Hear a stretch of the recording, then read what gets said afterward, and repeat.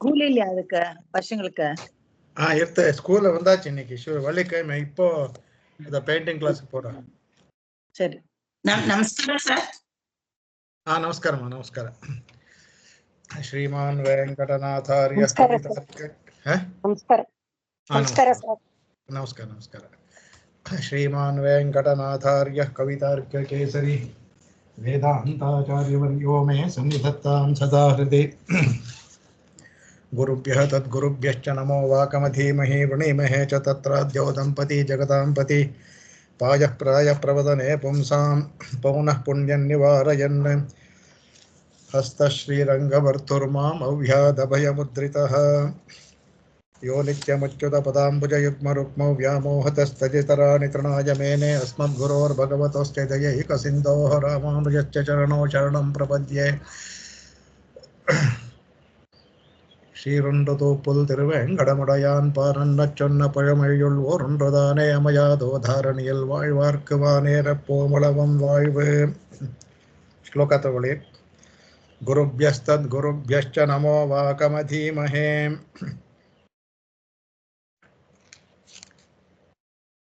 ಯಾರಾದ್ರೂ ಹೇಳಿ. ವೃಣೀಮಹೇ ಚ ತತ್ರಾದ್ಯೌ ದಂಪತಿ ಜಗತಾಂಪತಿ. ಗುರುಭ್ಯಶ್ಚ ವಾಕಮಧೀಮಹೇ ವೃಣೀಮಹೇ ಚ ತತ್ರಾದ್ಯೌ ದಂಪತಿ ಜಗತಾಂಪತಿ. ಪ್ರಾಯಃ ಪ್ರವದನೆ ಪುಂಸಾಂ ಪೌನಃ ಪುಣ್ಯಂ ನಿವಾರಯನ್. ಪೌನಃ ಪುಣ್ಯಂ ನಿವಾರಯನ್. ಹಸ್ತಶ್ರೀರಂಗಭರ್ತುರ್ಮಾಂ ಅವ್ಯಾದಭಯಮುದ್ರಿತಃ. ಹಸ್ತಶ್ರೀರಂಗಭರ್ತುರ್ಮಾಂ ಅವ್ಯಾದಭಯಮುದ್ರಿತಃ. ಅನಾಧೇರ್ನಿಸ್ಸೀಮ್ನೋ ದುರಿತಜಲಧೇರ್ಯನ್ನಿರುಪಮಂ. ಅನಾಧೇರ್ನಿಸ್ಸೀಮ್ನೋ ದುರಿತಜಲಧೇರ್ಯನ್ನಿರುಪಮಂ. ವಿದುಃ ಪ್ರಾಯಶ್ಚಿತ್ತಂ ಯದುರಘುಧುರೀಣಾಯಶವಿದಃ. ವಿದುಃ ಪ್ರಾಯಶ್ಚಿತ್ತಂ ಯದುರಘುಧುರೀಣಾಯಶವಿದಃ. ತದಾರಂಭೆ ತಸ್ಯ ಗಿರಮಬೋದಧೋದನ ಮನಸಾ. ತದಾರಂಭೆ ತಸ್ಯ ಗಿರಮವದಧಾನೇನ ಮನಸಾ ಪ್ರಪದ್ಯೇತಾಮೇಕಾಂ ಶ್ರಿಯಮಖಿಲನಾಥಸ್ಯ ಮಹಿಷೀಂ. ಪ್ರಪದ್ಯೇತಾಮೇಕಾಂ ಶ್ರಿಯಮಖಿಲನಾಥಸ್ಯ ಮಹಿಷೀಂ. ಮಹೇಂದ್ರಾಗ್ರಾ ವಿಷ್ಣು ಪ್ರಭೃತಿಷು ಮಹತ್ವ ಪ್ರಭೃತಿವತ್. ಮಹೇಂದ್ರಾಗ್ನ ವಿಷ್ಣು ಪ್ರಭೃತಿಷು ಮಹತ್ವ ಪ್ರಭೃತಿವತ್. ಪ್ರಪತ್ತವ್ಯೇ ತತ್ವೇ ಪರಿಣಮಿತ ವೈಶಿಷ್ಟ್ಯ ವಿಭವಾಂ. ಪ್ರಪತ್ತವ್ಯೇ ತತ್ವೇ ಪರಿಣಮಿತ ವೈಶಿಷ್ಟ್ಯ ವಿಭವಾಂ. ಅದೃಶ್ಯತ್ವಂ ಧೂತ್ವಾ ಕಮಿತುರಭಿಗಮ್ಯತ್ವಜನನೀಂ. ಅದೃಶ್ಯತ್ವಂ ಧೂತ್ವಾ ಕಮಿತುರಭಿಗಮ್ಯತ್ವಜನನೀಂ. ಶ್ರಿಯಂ ಶೀತಾಪಾಂಗಾಂ ಅಹಮಶರಣೋ ಯಾಮಿ ಶರಣಂ. ಶ್ರಿಯಂ ಶೀತಾಪಾಂಗಾಮಹಮಶರಣೋ ಯಾಮಿ ಶರಣಂ. ಸ್ವತಃ ಸಿದ್ಧ ಶ್ರೀಮಾನಮಿತ ಗುಣಭೂಮಾ ಕರುಣಯಾ. ಸ್ವತಃ ಸಿದ್ಧ ಶ್ರೀಮಾನಮಿತ ಗುಣಭೂಮಾ ಕರುಣಯಾ. ವಿದಾಯ ಬ್ರಹ್ಮಾದೀನ್ ವಿತರತಿ ನಿಜಾದೇಶಮಪಿ ಯಃ. ವಿದಾಯ ಬ್ರಹ್ಮಾದೀನ್ ವಿತರತಿ ನಿಜಾದೇಶಮಪಿ ಯಃ. ಪ್ರಪತ್ಯ ಸಾಕ್ಷಾದ್ವಾ ಭಜನ ಶಿರಸಾ ವಾಪಿ ಸುಲಭಂ. ಪ್ರಪತ್ಯ ಸಾಕ್ಷಾದ್ವಾ ಭಜನ ಶಿರಸಾ ವಾಪಿ ಸುಲಭಂ. ಮುಮುಕ್ಷುರ್ದೇವೇಶ್ವಂ ತ್ವಮಹಮಧಿಗಚ್ಛಾಮಿ ಶರಣಂ. ಮುಮುಕ್ಷುರ್ದೇವೇಶಂ ತಮಹಮಧಿಗಚ್ಛಾಮಿ ಶರಣಂ. ಬೃಂದಾನಿ ಸ್ವವಶಯನ್ ವ್ರಜಸುಂದರೀಣಾಂ. ವೃಂದಾನಿ ಸ್ವವಶಯನ್ ವ್ರಜಸುಂದರೀಣಾಂ. ವೃಂದಾವನಾಂತರಭುವಾಂ ಸುಲಭೋ ಬಭೂವ. ವೃಂದಾವನಾಂತರಭುವಾಂ ಸುಲಭೋ ಬಭೂವ. ಶ್ರೀಮಾನಶೇಷ ಜನ ಸಂಗ್ರಹಣಾಯ ಶೇತೆ. ಶ್ರೀಮಾನಶೇಷ ಜನ ಸಂಗ್ರಹಣಾಯ ಶೇತೆ. ಅಂಗೇ ಭುಜಂಗಶಯನೆ ಸ ಮಹಾಭುಜಂಗಃ. ಅಂಗೇ ಭುಜಂಗಶಯನೆ ಸ ಮಹಾಭುಜಂಗಃ. ಅಂಗಾಸ್ತೀರ್ಣ ಭುಜಂಗ ಪುಂಗವ ವಪುಃ ಪರ್ಯಂಕವರ್ಯಂಗತೌ.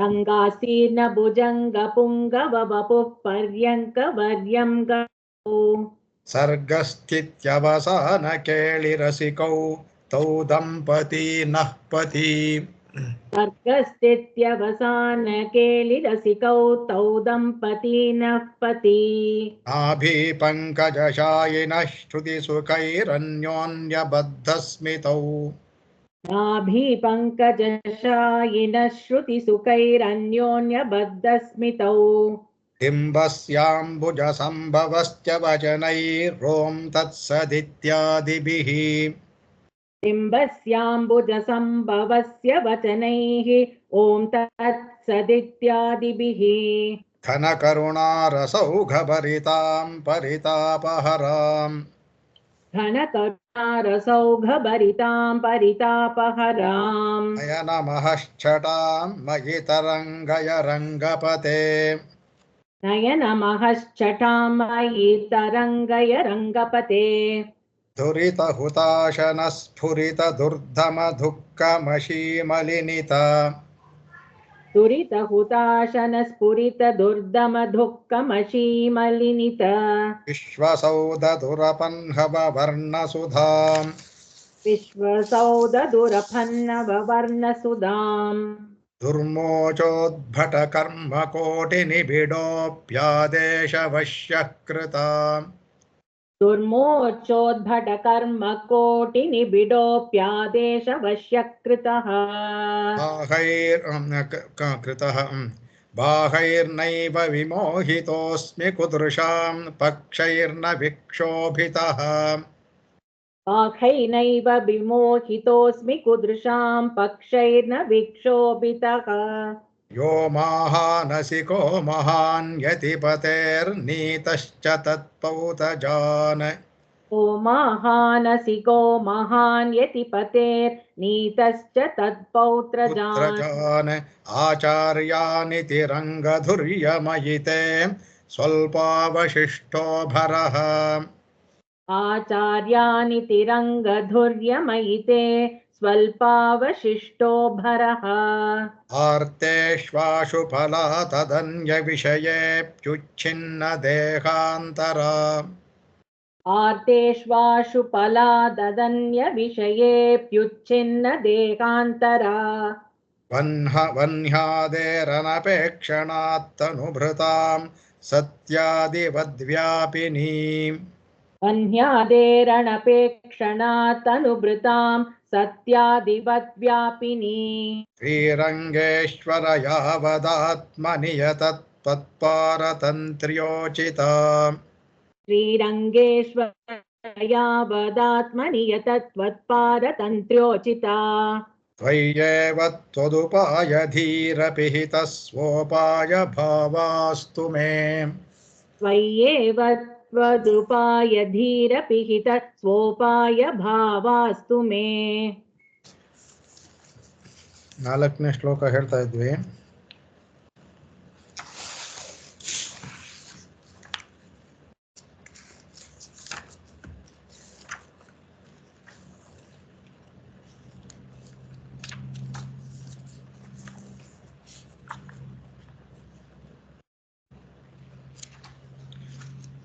ನಾಲ್ಕನೇ ಶ್ಲೋಕದಲ್ಲಿ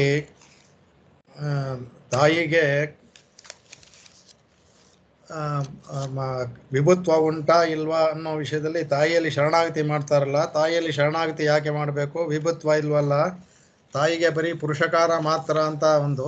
ಆದರೆ ನಮ್ಮ ಪೂರ್ವಾಚಾರ್ಯ ವ್ಯಾಖ್ಯಾನಗಳು ಇದ್ದರೆ ಎಲ್ಲ ಪೂರ್ವಾಚಾರ್ಯಗಳಲ್ಲೂ ಒಂದೇ ಥರ ವ್ಯಾಖ್ಯಾನ ಇದೆ. ಸೊ ಇದರಲ್ಲಿ ಪ್ರಾಯಶಃ ಇದು ಅರ್ವಾಚೀನವಾಗಿ ಆಮೇಲೆ ಹುಟ್ಟುಕೊಂಡಿರುವ ಸಂದೇಹ ಇರಬೇಕು. ಯಾಕೆಂದರೆ ಪೂರ್ವಾಚಾರ್ಯಗಳ ವ್ಯಾಖ್ಯಾನ ಈಗ ಪರಾಶರ ಭಟ್ಟರ ಸ್ತೋತ್ರಗಳೇ ಆಗಲಿ, ಇಲ್ಲ ಇವರು ನಮ್ಜಿಯರು ಬರೆದಿರುವಂತಹ ಶ್ರೀ ಸೂಕ್ತ ಭಾಷ್ಯವೇ ಆಗಲಿ, ಈಗಲೂ ಸಹ ನಾವು ತಾಯಿಯಲ್ಲಿ ಪ್ರಪತ್ತಿ ಮಾಡಬೇಕಾದ್ರೆ ನಮ್ಜಿಯರು ಹೇಳಿರುವ ಒಂದು ಶ್ರೀ ಸೂಕ್ತಿಯ ಒಂದು ಮಂತ್ರವನ್ನು ಇಟ್ಕೊಂಡೇ ಮಾಡುವುದು ಇವತ್ತಿಗೂ ಸಹ. ಅದು ನಂಜಿಯರು ಶ್ರೀ ಸೂಕ್ತ ಭಾಷೆಯಲ್ಲಿ ತಾಯಿಯಲ್ಲಿ ಈ ಮಂತ್ರದಿಂದ ಪ್ರಪತ್ತಿ ಮಾಡಬೇಕು ಅಂತ ತೋರಿಸ್ಕೊಟ್ಟಿದ್ದಾರೆ. ಚಂದ್ರಾಂ ಪ್ರಭಾಸಾಂ ಯಶಸಾ ಜ್ವಲಂತಿ ಅಂತ ಬರುತ್ತೆ. ಆ ಮಂತ್ರದಿಂದ ಇವತ್ತಿಗೂ ಸಹ ನಾವು ಮೊದಲು ತಾಯಿಯಲ್ಲಿ ಪ್ರಪತ್ತಿ ಮಾಡಿ ಆಮೇಲೆ ಮಾಡ್ತೀವಿ. ಇದರಲ್ಲಿ ಇಲ್ಲಿ ಸ್ವಾಮಿ ಎರಡು ತರ ಪ್ರಪತ್ತಿ ಇದೆ ಹೆಸರು. ಮೊದಲನೇ ಪ್ರಪತ್ತಿ ಪುರುಷಕಾರ ಪ್ರಪತ್ತಿ ಒಂದು ಮಾಡಿದ್ರು. ಈಗ ಇದರಲ್ಲಿ ನೇರವಾಗಿ ತಾಯಿಗೂ ವಿಭುತ್ವ ಇರೋದ್ರಿಂದ ಅವಳನ್ನು ಸಹ ತಾಯಿಗೆ ಬರೀ ಒಂದು ಅವಳ ಸಹಾಯಕಳಾಗಿ ಇರ್ತಾಳೆ, ಸಹಾಯಕಳಾಗಿ ಇರೋ ಮಾತ್ರ ಅಲ್ಲ, ಅವಳು ಇಲ್ಲಿ ವಿಶೇಷಣವಾಗಿಯೂ ಸಹ ಅವಳು ಇದ್ದೇ ಇರ್ತಾಳೆ. ಅವಳು ತಾಯಿ ಸಹ ವಿಶೇಷಣವಾಗಿ ಇರ್ತಾಳೆ ಅಂತ ಇದಲ್ಲಿ ತೋರಿಸ್ಕೊಟ್ರು. ಇದನ್ನ ಈ ಶ್ಲೋಕದಲ್ಲಿ ಇಲ್ಲಿವರೆಗೂ ಅರ್ಧವರೆಗೆ ಎಲ್ಲ ಹೇಳ್ಕೊಂಡಿದ್ವಿ. ಅದಕ್ಕೆ ಅನೇಕ ತೋರಿಸ್ತಾರೆ. ಈಗ ತಾಯಿಗೆ ವಿಭುತ್ವ ಇದೆ ಅನ್ನೋದು ಗುಣರತ್ನ ಘೋಷದಲ್ಲಿ ಪರಾಶರ ಭಟ್ಟರು ನೇರವಾಗಿ ತಾಯಿಗೆ ಹೇಳಿದ್ದಾರೆ. ಆಮೇಲೆ ಇದರಲ್ಲಿ ಶ್ರೀ ಸ್ತುತಿನಲ್ಲಿ ಸ್ವಾಮಿ ದೇಶಿಗರ ಮುಂಚೆ ಹಿಂದೂ ಆಚಾರ ತಗೊಂಡ ಅಂದ್ರೆ ಶ್ರೀಸ್ತವದಲ್ಲಿ ಇವರು ಸಹ ಆಳ್ವಾನ್ ಕೂಡ ತೋರಿಸ್ಕೊಟ್ಟಿದ್ದಾರೆ. ಅದರಲ್ಲಿ ತಾಯಿಗೆ ವಿಭುತ್ವ ಉಂಟು ಅಂತ ತೋರಿಸ್ಕೊಟ್ಟಿದ್ದಾರೆ. ಅನೇಕ ಪೂರ್ವಾಚಾರಗಳು ಎಲ್ಲರನ್ನೂ ಇದನ್ನ ಹೇಳಿದ್ದಾರೆ. ಇದು ಮೊದಲು ನಮಗೆ ಎಲ್ಲಕ್ಕಿಂತ ಮುಖ್ಯವಾದದ್ದು ಭಾಷ್ಯಕಾರರು ತೋರಿಸ್ಕೊಟ್ಟಂತ ದಾರಿ. ಅವರೇ ಹೇಗೆ ಪ್ರಪತ್ತಿ ಮಾಡಬೇಕು ಅಂತ ತೋರಿಸ್ಕೊಟ್ಟು ಮೊದಲು ಶ್ರೀಯಲ್ಲಿ ಪ್ರಪತ್ತಿ ಮಾಡಿ ಆಮೇಲೆ ಮಾಡಿದ್ರು. ಶ್ರೀಯಲ್ಲಿ ಅವಳಿಗೆ ಬರೀ ಪುರುಷಕಾರತ್ವೇ ಮಾತ್ರ ಆಗಿದ್ದ ಅಂದ್ರೆ ಬರೀ ಮಾಡ್ತಿರಲಿಲ್ಲ. ನೇರವಾಗಿ ನಾನು ಶರಣ ಹೊಂದುತ್ತೇನೆ ಅಂತ ನೇರವಾಗಿ ಹೇಳ್ಕೊಂಡಿದ್ದ. ಅದರಲ್ಲಿ ಯಾವ ಸಂದೇಹವೂ ಇಲ್ಲ. ಬರೀ ಪುರುಷಕಾರತ್ವವೂ ಉಂಟು. ಅವಳು ಆಕಾರ ತ್ರಯ ಸಂಪನ್ನಿ. ಅವಳಿಗೆ ಪುರುಷಕಾರತ್ವವೂ ಉಂಟು, ವಿಭುತ್ವವೂ ಉಂಟು. ಅವಳಿಗೆ ಮೂರು ಇದರಲ್ಲೂ ಉಂಟು. ಭಗವಂತನಿಗೆ ಎರಡೇ, ಅವನು ಸಿದ್ಧೋಪಾಯ ಸಾಧ್ಯ ಎರಡ ಮಾತ್ರ. ಅವನಿಗೆ ಸಿದ್ಧೋಪಾಯಗಳು ಹೌದು, ಸಾಧ್ಯೋಪಾಯಗಳು ಹೌದು, ಪುರುಷಕಾರತ್ವ ಉಂಟು. ಅದಕ್ಕೆ ಆಕಾರ ತ್ರಯ ಸಂಪನ್ನ ಅರವಿಂದ ನಿವಾಸಿನಿ ಅಂತ ನನ್ನ ಕ್ಲಾಸಲ್ಲಿ ಇದನ್ನು ನೋಡ್ಕೊಂಡ್ವಿ. ಹಾಗಾಗಿ ಇದನ್ನ ತೆಗೆದು ತೋರಿಸ್ಕೊಳ್ತಾರೆ ಅದರಲ್ಲಿ. ಆಮೇಲೆ ಈಗ ಇದಕ್ಕೆ ಅವರು ಭಾಷ್ಯಕಾರರು ಬರೆದಿರುವಂಥ ಗದ್ಯಕ್ಕೆ ವೇದಾಂತ ದೇಶಿಕರ ಒಂದು ಅದಕ್ಕಿಂತ ಮುಂಚೆ ವೇದಾಂತ ದೇಶಿಕದ ಮುಂಚೆ ಸುದರ್ಶನ ಸೂರಿಗಳು ಸಹ ವ್ಯಾಖ್ಯಾನ ಮಾಡಿದ್ದಾರೆ ಅದಕ್ಕೆ. ತುಂಬ ವಿಶದವಾಗಿ ವ್ಯಾಖ್ಯಾನ ಮಾಡೋದು ಸ್ವಾಮಿ ದೇಶಿಕನ್ ಮಾಡಿದ್ದಾರೆ. ಅದಕ್ಕೆ ಪೆರಿಯವಾಚಾನ್ ಪಿಳ್ಳಿ ಒಂದು ವ್ಯಾಖ್ಯಾನ ಇದೆ. ಅದಕ್ಕೆ ಎಲ್ಲದರಲ್ಲೂ ಪ್ರಪತ್ತಿಯ ಬಗ್ಗೆ ಯಾವ ಸಂದೇಹವಿಲ್ಲದೆ ಎಲ್ಲವೂ ತೋರಿಸ್ಕೊಟ್ಟಿದ್ದಾರೆ.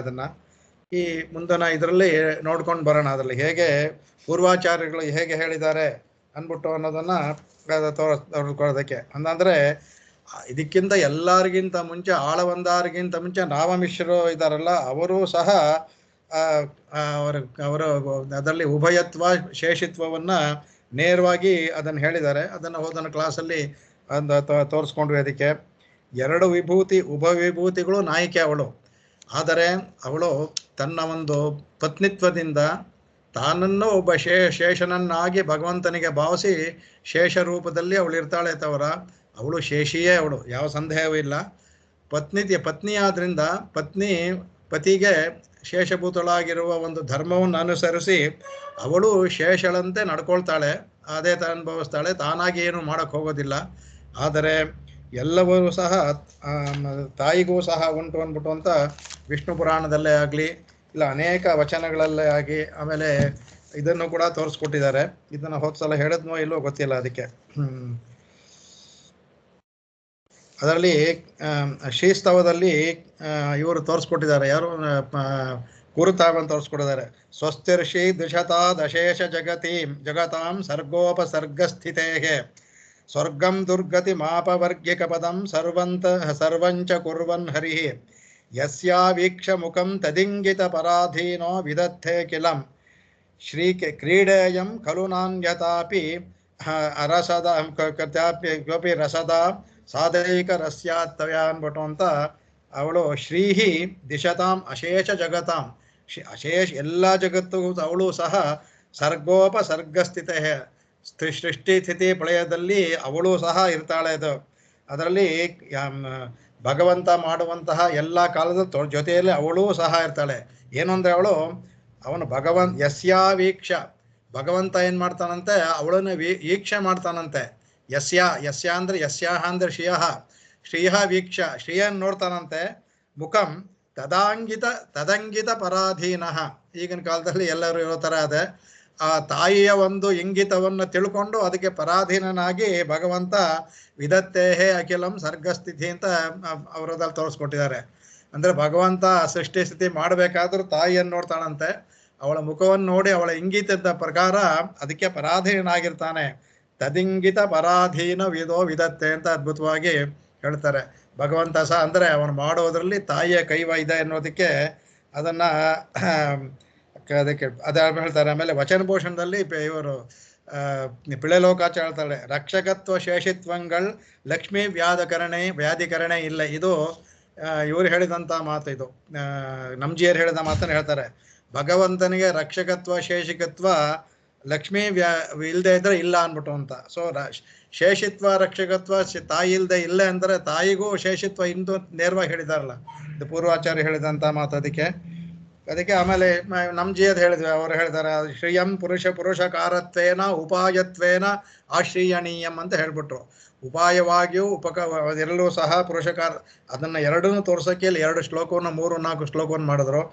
ಮೊದಲು ಪುರುಷಕಾರತ್ವೇನ 3ನೇ ಶ್ಲೋಕದ ಹೇಳಿದ್ರು. 4ನೇ ಶ್ಲೋಕದಲ್ಲಿ ಉಪಾಯತ್ವೇನ ಆಶ್ರಯಮಾಣಂ ಅಂತ ನಮ್ಜೀರು ಇದನ್ನೇ ತೋರಿಸ್ಕೊಟ್ರು. ಅದನ್ನೇ ಭಾಷ್ಯಕಾರರು ಸಹ ಎಲ್ಲೆಲ್ಲಿ ಶ್ರೀಯನ್ ಹೇಳಿದ್ಯೋ ಅಲ್ಲೆಲ್ಲಿ ಕೆಲವು ಎಂಬೆರುಮಾನೆ ಚೊಲ್ಲ ಇಡತ್ತಿಲೆ ಪಿರಾಟಿಯಂ ಚೊಲ್ಲಿತ್ತಾಮ್ ಅಂತ ಅವರು ಇವರಿಗೆ ಹೇಳಿದ್ದು. ಯಾರಿಗೆ ಕಿಡಾಂಬಿ ಆಚಾನಿಗೆ ಅವರು ಹೊರಗಡೆ ಎಲ್ಲೂ ಮಾಡ್ತಿರಲ್ಲ, ಒಳಗಡೆ ಈ ಮಾತನ್ನು ಹೇಳಿದ್ದನ್ನ ಈ ಮಾತನ್ನ ಕೇಳಿ ನಮ್ಜಿಯರು ಶ್ರೀವಾಷ್ಯಕ್ಕೆ ಅವರು ಶ್ರೀಸ್ತುತಿಗೆ ಭಾಷ್ಯವನ್ನು ಬರಿಬೇಕಾದ ಅಂದರೆ ಶ್ರೀ ಸೂಕ್ತಕ್ಕೆ ಈ ಮಾತನ್ನ ತೆಗೆದು ತೋರಿಸ್ಕೊಟ್ಟಿದ್ದಾರೆ ಅದನ್ನ.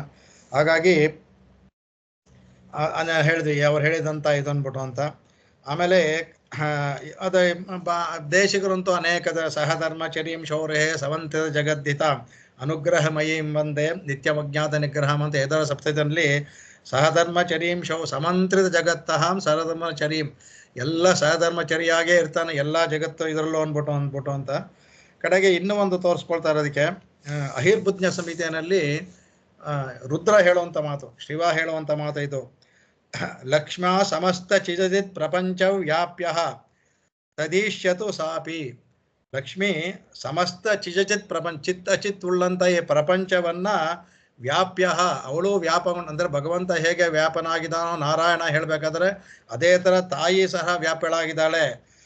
ತದಿ ಈಶ್ಯತು ಅಂದರೆ ಆಳ್ತಾಳೆ ಅಂತ, ಒಡೆಯಳಾಗಿದ್ದಾಳೆ ಅಂದ್ಬಿಟ್ಟು ಅಂತ.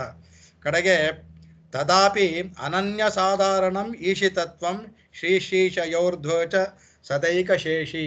ಅದರಿಂದ ತದಾಪಿ ಅನನ್ಯ ಸಾಧಾರಣವಾದಂತಹ ಈಶಿತತ್ವ ತಾಯಿಗಿದೆ. ಅದಕ್ಕೆ ಆಮೇಲೆ ಶ್ರೀಶ ತಾಯಿಗೆ ಮತ್ತು ಭಗವಂತನಾದ ಇಬ್ಬರಿಗೂ ಶ್ರೀ ಮತ್ತು ಶೀಶ ಇಬ್ಬರಿಗೆ ಉಭಯೋಹೋ ದ್ವೌಚ ಅವರಿಬ್ಬರಿಗೂ ಸಹ ಸದೈಕ ಶೇಷಿ. ಅದು ಏಕಶೇಷಿತ್ವ ಯೋಗಾತ್ ಅಂತ ಹೇಳಿದ್ರೆ ಏಕಶೇಷಿ ಅಂತ ಕರಿತೀವಿ. ಶೇಷಿಯಿಂದ ಅಂದರೆ ತಾಯಿಯನ್ನು ತಗೋಬೇಕು ಅಂತ ಅದನ್ನ ಹೇಳ್ತಾರೆ. ಅದಕ್ಕೆ ಆಮೇಲೆ ರಾಮವಿಷ್ಣು ಹೇಳಿದಂತ ಆಯ್ತು. ಉಪಾಯಾಧಿಷ್ಠಾನಾಂಚ ಏಕಶೇಷಿತ್ವ ಅಂತ ಅವ್ರು ಹೇಳಿದೆ. ಅಧಿಷ್ಠಾನಗಳಲ್ಲಿ ಏಕಶೇಷಿತ್ವ ಇಬ್ಬರಿಗೂ ಅಂತ. ಆಗಲೇ ಅವರು ರಾಮವಿಷ್ಣರು ಅವರು ಆಳವಂದಾರ್ಗಿಂತ ಮುಂಚೆ ಅವರು ಹೇಳಿದ್ದು, ಅವ್ರ ಗುರುಗಳು ಹೇಳಿದ್ದಂತ ಮಾತದು. ಆಮೇಲೆ ಪ್ರಣಯದಲ್ಲೂ ಸಹ ತೋರಿಸ್ತಾರೆ. ಪ್ರಣವದಲ್ಲಿ ನೇರವಾಗಿ ಅನೇಕ ವ್ಯಾಖ್ಯಾನಗಳು ನಾವು ಮಾಡ್ಕೊಂಡಿದ್ವಿ. ಅಕಾರ ಉಕಾರ ಮಕಾರ. ಅಕಾರ ನೇರವಾಗಿ ಭಗವಂತನ ಹೇಳುತ್ತೆ, ಮಕಾರ ಜೀವಾತ್ಮನ ಹೇಳುತ್ತೆ. ಅಕಾರ ಪ್ರಥಮಾಕ್ಷರ. ಆ ಥರ ಈ ಸಂಖ್ಯಾಭಾಗದಲ್ಲಿ ನೋಡಿದ್ರೆ ಪ್ರಥಮಾಕ್ಷರ ಪ್ರಥಮ ವಸ್ತುವನ್ನು ಹೇಳುತ್ತೆ ಭಗವಂತ. ಕಡೆಯ ಅಕ್ಷರ ವರ್ಗೀಯ ವ್ಯಂಜನದಲ್ಲಿ 25ನೇ ಅಕ್ಷರ ಮಕಾರ, ಪಾಪ ಬಾಪ ಮ, ಅದು 25ನೇ ತತ್ವವನ್ನು ಹೇಳುತ್ತೆ. 25ನೇ ತತ್ವ ಆಗಿದ್ದು ಇದು ಜೀವಾತ್ಮ. ಆ ಉಕಾರ ಅನ್ನೋದು ತಾಯಿನ ಹೇಳುತ್ತೆ, ಅದ್ರ ಪುರುಷಕಾರತ್ವ ಅನ್ನೋಕ್ಕೆ. ಅದಕ್ಕೆ ಶ್ರುತಿನಲ್ಲೇ ವ್ಯಾಖ್ಯಾನ ಬಂದ್ಬಿಟ್ಟೆ. ಅದಕ್ಕೆ ಯಾಕೆ ಹೂ ಅನ್ನೋದು ಹೇಗೆ ಮಕಾರ ತಾಯಿನ ಹೇಳುತ್ತೆ ಅನ್ನೋದು ಹೇಳುತ್ತೆ. ಉದ್ಧೃತ ವಿಷ್ಣುನಾ ಲಕ್ಷ್ಮೀ ಉಕಾರೇಣ ಉಚ್ಯತೆ ತಥಾ ಅನ್ಬಿಟ್ಟು ಅಂತ. ಉದ್ಧೃತ ವಿಷ್ಣುನಾ ಲಕ್ಷ್ಮೀ ಸಮುದ್ರ ಮಥನದಲ್ಲಿ ತಾಯಿಯನ್ನ ಉದ್ಧೃತ ಮೇಲೆ ಎತ್ತಿದ್ನಲ್ಲ ಬಗಾರ, ಅದರಿಂದ ಉದ್ಧೃತ ಹೂ ಬಂತಲ್ಲ, ಅದರಿಂದ ಉಕಾರ ತಾಯಿನ ಹೇಳುತ್ತೆ ಅಂತ ನೇರವಾಗಿ ಆ ಪುರಾಣಗಳಲ್ಲಿ ಅದನ್ನೇ ಹೇಳ್ಬಿಡ್ತಾರೆ. ಅದಕ್ಕೆ ಉಕಾರೇಣ ಉಚ್ಯತೆ, ಅದರಿಂದ ತಾಯಿಯನ್ನ ಉಕಾರದಿಂದ ಕರೆಯಲ್ಪಡ್ತಾಳೆ.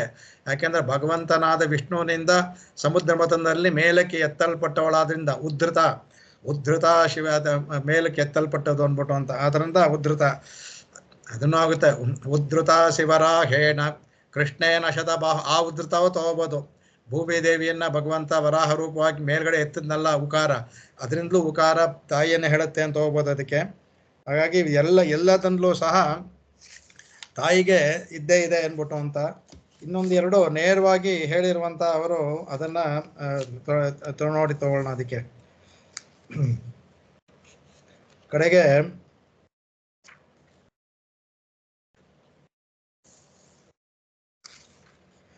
ಆಮೇಲೆ ಉಪನಿಷತ್ತಲ್ಲಂತೂ ಕೇಳೋದೇ ಬೇಡ. ಅದರಲ್ಲಿ ಉಪನಿಷತ್ ಎಲ್ಲವೂ ಸಹ ಓಮಿತ್ಯಾತ್ಮಾನಂ ಇಂಜಿತ ಅಂತ ಹೇಳೋದ್ರಿಂದ ಓಂ ಅನ್ನೋದ್ರಲ್ಲಿ ತಾಯಿಯು ಸೇರೋದ್ರಿಂದ ಓಮಿತಿ ಆತ್ಮಾನಂ ಇಂಜಿತ ಅನ್ನುವಾಗ ಅಲ್ಲಿ ಅವಿಭಾಗವಾದ ಶ್ರೀಯು ಅಲ್ಲೇ ಸೇರ್ಕೊಂಡ್ಬಿಡ್ತಾಳೆ. ಓಮಿತ್ಯಾತ್ಮಾನಂ ಇಂಜಿತ ಅಂತ ಶ್ರುತಿ ಹೇಳೋದ್ರಿಂದ ಅದರಲ್ಲಿ ಅಕಾರ ಉಕಾರದಲ್ಲಿ ತಾಯಿಯು ಸೇರ್ಕೊಂಡ್ಬಿಡ್ತಾಳೆ. ಹಾಗಾಗಿ ಉದ್ಧತ ವಿಷ್ಣು ಇದು ಎಲ್ಲೂ ಸೇರ್ಕೊಂಡಿದ್ದ ಆಗುತ್ತೆ, ಅದು ಸಹ ಸೇರುತ್ತೆ ಅದಕ್ಕೆ.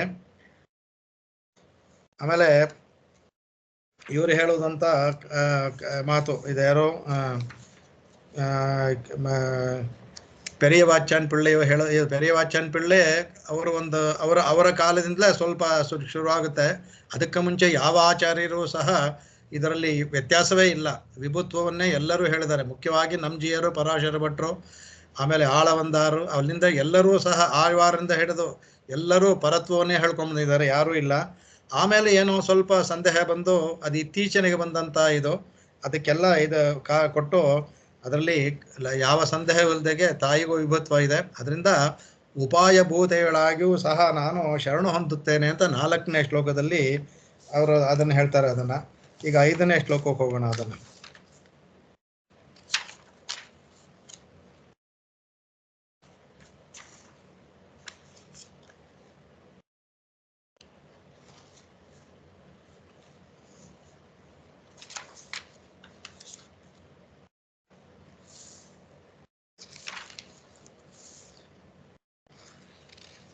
ಇವ್ರದೊಂದು ಇತ್ತು, ಎಲ್ಲ ನಂಗೆ ಸಿಗ್ತಾ ಇಲ್ಲ ಅದು. ವಚನಭೂಷಣದಲ್ಲಿ ನೇರವಾಗಿ ಅವರು ತಾಯಿಯ ವಿಭುತ್ವವನ್ನ ಹೇಳಿದ್ದಾರೆ ಅವರು. ಅದೆಲ್ಲ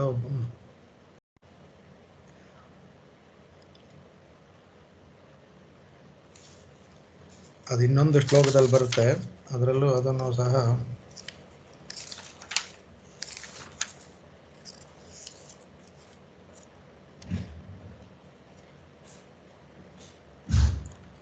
ಆರನೇ ಶ್ಲೋಕದಲ್ಲಿ ಅದಲ್ಲಿ ಹೇಳ್ಕೊಂಡು, 6ನೇ ಶ್ಲೋಕದಲ್ಲೂ ಬರುತ್ತೆ, ಅದರಲ್ಲಿ ಹೇಳ್ಕೊಂಡು ಅದನ್ನು. ಈಗ 5ನೇ ಶ್ಲೋಕಕ್ಕೆ ಹೋಗೋಣ.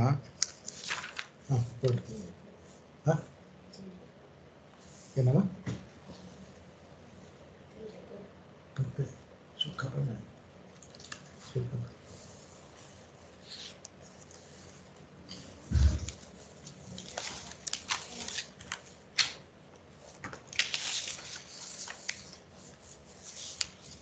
ಸ್ವತಃ ಸಿದ್ಧ ಶ್ರೀಮಾನಮಿತ ಗುಣಭೂಮಾ ಕರುಣಯಾ ವಿದಾಯ ಬ್ರಹ್ಮಾದೀನ್ ವಿತಯತಿ ನಿಜಾದೇಶಮಪಿ ಯಃ ಪ್ರಪತ್ಯ ಸಾಕ್ಷಾದ್ವಾ ಭಜನ ಶಿರಸಾ ವಾಪಿ ಸುಲಭಂ ಮುಮುಕ್ಷುರ್ದೇವೇಶಂ ತಮಹಮಧಿಗಚ್ಛಾಮಿ ಶರಣಂ.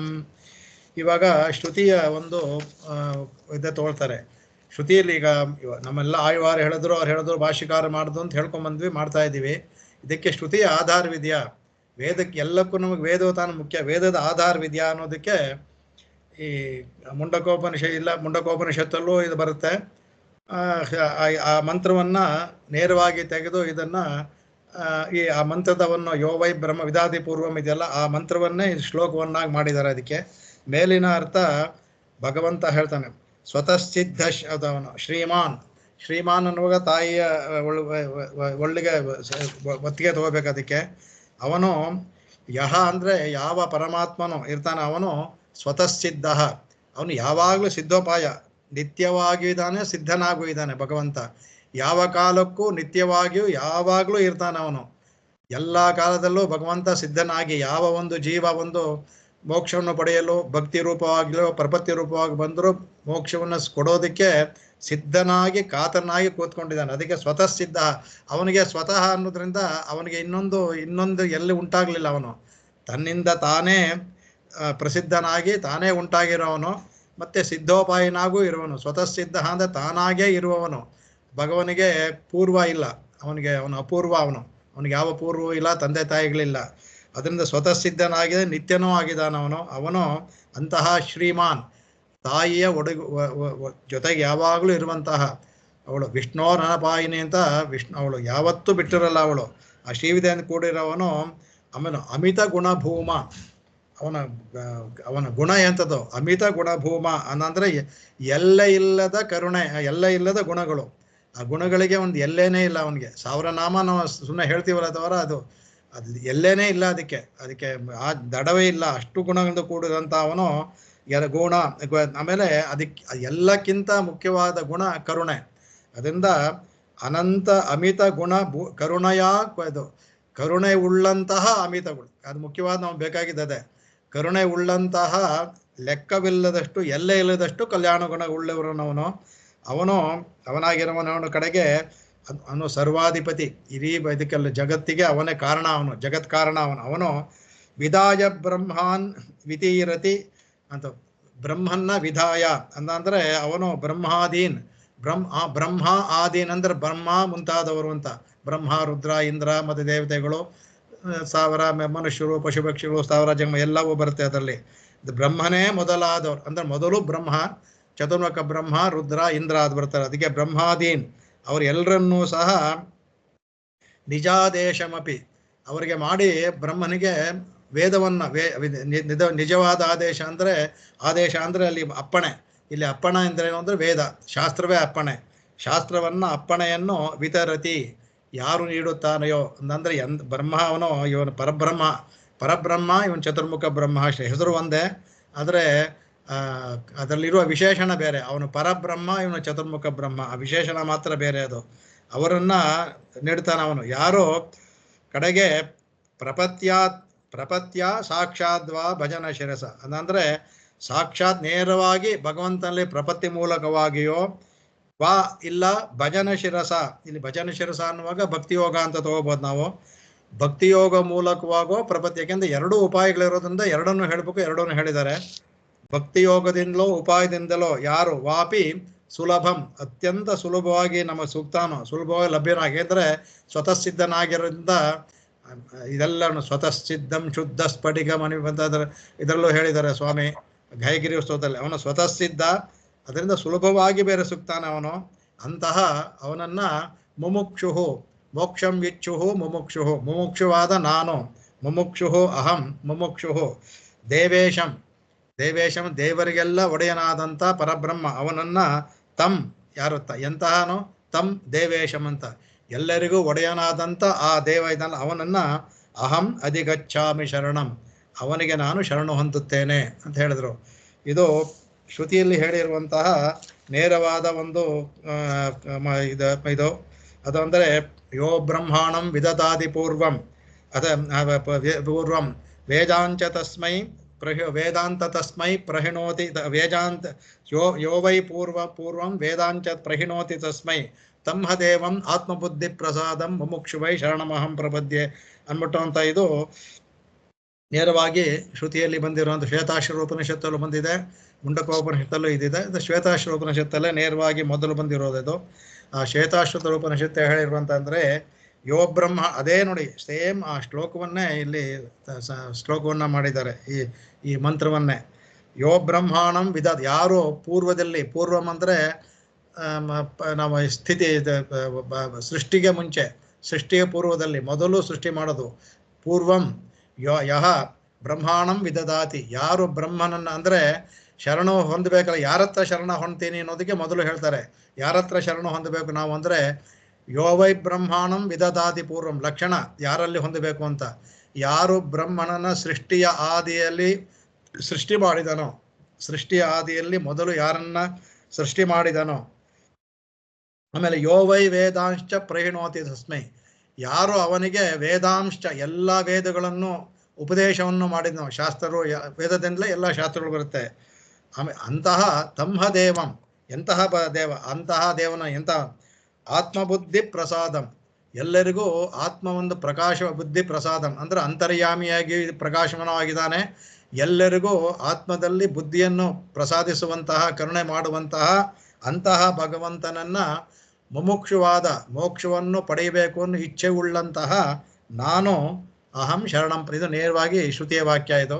ಶರಣಮಹಂ ಪ್ರಪದ್ಯ ಅದನ್ನು ಹಾಗೆ ನೋಡಿ ಮುಮುಕ್ಷುರ್ ದೇವೇಶಂ ತಮಹಮದಿ ಗಚ್ಛಾಮಿ ಶರಣಂ ಅಂತ ಅದನ್ನು ಹೇಳಿದ್ರು. ಆಮೇಲೆ ಯೋ ವೈ ಬ್ರಹ್ಮಾಣಂ ವಿದದಾದಿ ಪೂರ್ವಂ ಅನ್ನುವಾಗ ವಿದಾಯ ಬ್ರಹ್ಮಾದೀನ್ ವಿರತಿ ನಿಜಾದೇಶಮಪಿಯ ಅಂತ ಅದನ್ನು ಹೇಳಿದ್ರು ಅದಕ್ಕೆ. ಅದರಿಂದ ಈ ಮಂತ್ರವನ್ನೇ ಶ್ಲೋಕವನ್ನಾಗಿ ಇಲ್ಲಿ ಮಾಡಿ ಹಾಕಿದ್ದಾರೆ ಅಷ್ಟೇ. ಅದನ್ನೇ ಅವರು ವ್ಯಾಖ್ಯಾನ ತೆಗಿಬೇಕಾದ ಅಂದರೆ ಇದನ್ನೇ ಅವರು ಕುಮಾರವಾದಾಚಾರ್ಯ ಹೇಳ್ತಾರೆ. ಯೋ ಬ್ರಹ್ಮಣವನ್ನು ಹೇಳ್ಬಿಟ್ಟು ಇತಿ ಶ್ರುತಿ ಸಿದ್ಧಮರ್ಥಂ ಪ್ರಕಟಯನ್ನೇ ಪ್ರಪದನಸ್ಯ ಸಾಕ್ಷಾತ್ ಪರಾತ್ಪರಯಾಚ ಮೋಕ್ಷ ಸಾಧನತ್ವಂ ವಿಷದಯತಿ ಅನ್ಬಿಟ್ಟು ಅಂತ. ಏನು ಅಂದರೆ ಇದು ಮೋಕ್ಷ ಸಾಧನವನ್ನ ಸಾಕ್ಷಾತ್ ಶ್ರುತಿಯಲ್ಲಿ ಹೇಳಿರುವಂಥ ಮೋಕ್ಷ ಸಾಧನತ್ವನ್ನ ಇಲ್ಲಿ ನೇರವಾಗಿ ತೋರಿಸ್ಕೊಟ್ಟಿದ್ದಾರೆ. ಇದು ಕಥೆ ಅಂತ ಹೇಳ್ತಾರೆ. ಅದನ್ನು ಹೇಳ್ತಾರೆ ಸ್ವತಂತ್ರ ಪ್ರಪತಿನಿಷ್ಠಸ್ಯ ಸಾಕ್ಷಾತ್ ಮೋಕ್ಷ ಸಿದ್ಧ ಅಂದರೆ ಸಿದ್ಧೋಪಾಯ ಅಂತ ಹೇಳೋದ್ರಿಂದ ಇಲ್ಲಿ ಅವ್ರು ತೋರಿಸ್ಕೊಡೋದು ಅಂದರೆ ಸ್ವತಂತ್ರ ಪ್ರಪತಿನಿಷ್ಠರು. ಹಿಂದೆನೇ ನಾವು ದೀಪಿಗೆನಲ್ಲಿ ಹೇಳ್ಕೊಂಡಿದ್ದೀವಿ, ಮೊದಲೇ ಹೇಳಬೇಡ, ಅದರಲ್ಲಿ 4 ಸ್ವತಂತ್ರವಾಗಿ ನೇರವಾಗಿ ಈಗ ಹೇಳಿರೋದು ಸ್ವತಂತ್ರ ಪ್ರಪತ್ತಿ. ಇದು ನೇರವಾಗಿ ಭಗವಂತನಲ್ಲೇ ಪ್ರಪತ್ತಿ ಮಾಡುವುದು, ನಮ್ಮ ವಾಕ್ಯಗಳಿಂದನೇ ಮಾಡೋದು ಸ್ವತಂತ್ರ ಪ್ರಪತ್ತಿ. ಅದನ್ನು ಹೇಳ್ತಾರೆ. ಇದು ಸ್ವತಂತ್ರ ಪ್ರಪತ್ತಿ ನಿಷ್ಠಸ್ಯ, ಸ್ವತಂತ್ರ ಪ್ರಪತ್ತಿ ಮಾಡುವವರ ನಿಷ್ಠನಲ್ಲಿ ಸಾಕ್ಷಾತ್ ಮೋಕ್ಷ ಸಿದ್ಧಿ, ಅವ್ರಿಗೂ ಸಹ ಮೋಕ್ಷ ಸಿದ್ಧಿ ಆಗುತ್ತೆ. ಶ್ರುತಿ ಅದನ್ನೇ ಹೇಳಿದ್ದಾರೆ ನೇರವಾಗಿ. ನಾವು ಯಾಕೆ ಆಚಾರ್ಯನ ತಗೊಂಡಿದ್ವಿ ಅಂದರೆ ಇನ್ನೂ ಸೌಲಭ್ಯಕ್ಕೆ, ನಮ್ಮಲ್ಲಿ ಯಾವ ತಪ್ಪು ಆಗದೆ ಇರಲಿಂದ ಸೌಲಭ್ಯಕ್ಕೋಸ್ಕರ ನಾವು ಆಚಾರ್ಯ ಮೂಲಕ ಪ್ರಪತ್ತಿಯನ್ನು ಮಾಡ್ತಾ ಇದ್ದೀವಿ. ಶ್ರುತಿಯಲ್ಲಿ ನೇರವಾಗಿ ಪ್ರಪತ್ತಿಯನ್ನೇ ಹೇಳಿದೆ. ಓಂ ಇತ್ಯಾತ್ಮಾನಂ ಯುಂಜೀತ ಅನ್ನುವಾಗ ನೇರವಾಗಿ ಸ್ವತಂತ್ರ ಪ್ರಪತ್ತಿಯನ್ನೇ ಹೇಳಿರೋದು. ಇಲ್ಲಿ ಅದನ್ನ ಹೇಳ್ಕೊಡ್ತಾರೆ. ಅದಕ್ಕೆ ಆಮೇಲೆ ಅಂಗ ಪ್ರಪತಿ ನಿಷ್ಠಶ್ಚತು. ಈಗ ನಾವು ಮಾಡೋದು ಅಂಗ ಪ್ರಪತಿ ಅಂದ್ರೆ 5 ಅಂಗಗಳೊಂದೇ ಮಾಡ್ತೀವಲ್ಲ, ಷಡ್ವಿಧ ಶರಣಾಗತಿ ಏನ್ಬಿಟ್ಟು ಅಂತ. ಆನುಕೂಲ್ಯಸ್ಯ ಸಂಕಲ್ಪ, ಪ್ರಾತಿಕೂಲಸ್ಯ ವರ್ಜನಂ, 5 ಪ್ರಬಂಧ ಅಂಗ ಪ್ರಬಂಧಿಷ್ಠತ್ತು ಅವರು. ಮತ್ತು ಭಕ್ತಿದ್ವರೇಣ ಏನೈತೆ, ಭಕ್ತಿದ್ವರೇಣ ಭಕ್ತಿ ಯೋಗದಿಂದ ಮಾಡುವವರು ಅಂದ್ರೆ ಕಡೆಗೆ ಅಂದ್ರೆ ಭಕ್ತಿ ಯೋಗ ಮಾಡುವವರು ಒಂದು ಶರಣಾಗತಿಯನ್ನು ಮಾಡಬೇಕು. ಯಾತಕ್ಕೆ ಅಂದ್ರೆ ಅವ್ರು ಮೋಕ್ಷಕ್ಕಲ್ಲ, ಭಕ್ತಿಯೋಗ ಮೋಕ್ಷಕ್ಕೆ. ಆ ಭಕ್ತಿಯೋಗ ಯಾವ ಒಂದು ವಿಘ್ನವೂ ಇಲ್ಲದಂತ ನಡೆಯೋದಕ್ಕೋಸ್ಕರ ಅವರು ಒಂದು ಪ್ರಪತ್ತಿ ಮಾಡ್ತಾರೆ. ಅದರಲ್ಲೇ ಇದರಲ್ಲಿ ಗೀತೆಯಲ್ಲಿ ಸರ್ವಧರ್ಮಾನ್ ಪರಿತ್ಯಾಜ್ಯ ಮಾಡಬೇಕಾದ ಅಂದರೆ ಅದನ್ನು ಅಂಗಪ್ರಪತ್ತಿಯಾಗೆ ಭಾಷ್ಯಕಾರರು ವ್ಯಾಖ್ಯಾನ ಮಾಡಿದ್ದಾರೆ. ಅದಕ್ಕೆ ತಾತ್ಪರ್ಯ ಚಂದ್ರಿಕೆಯಲ್ಲಿ ವ್ಯಾಖ್ಯಾನ ಮಾಡುವಾಗ ಇಲ್ಲಿ ಜ್ಞಾನಯೋಗ, ಕರ್ಮಯೋಗ, ಭಕ್ತಿಯೋಗ ಹೇಳಿದ್ರಿಂದ ಅದು ಅಂಗವಾಗಿ ತೋರಿಸು ಅದನ್ನು ಇಲ್ಲಿ ಭಾಷ್ಯಕಾರ ಮಾಡಿದ್ದಾರೆ.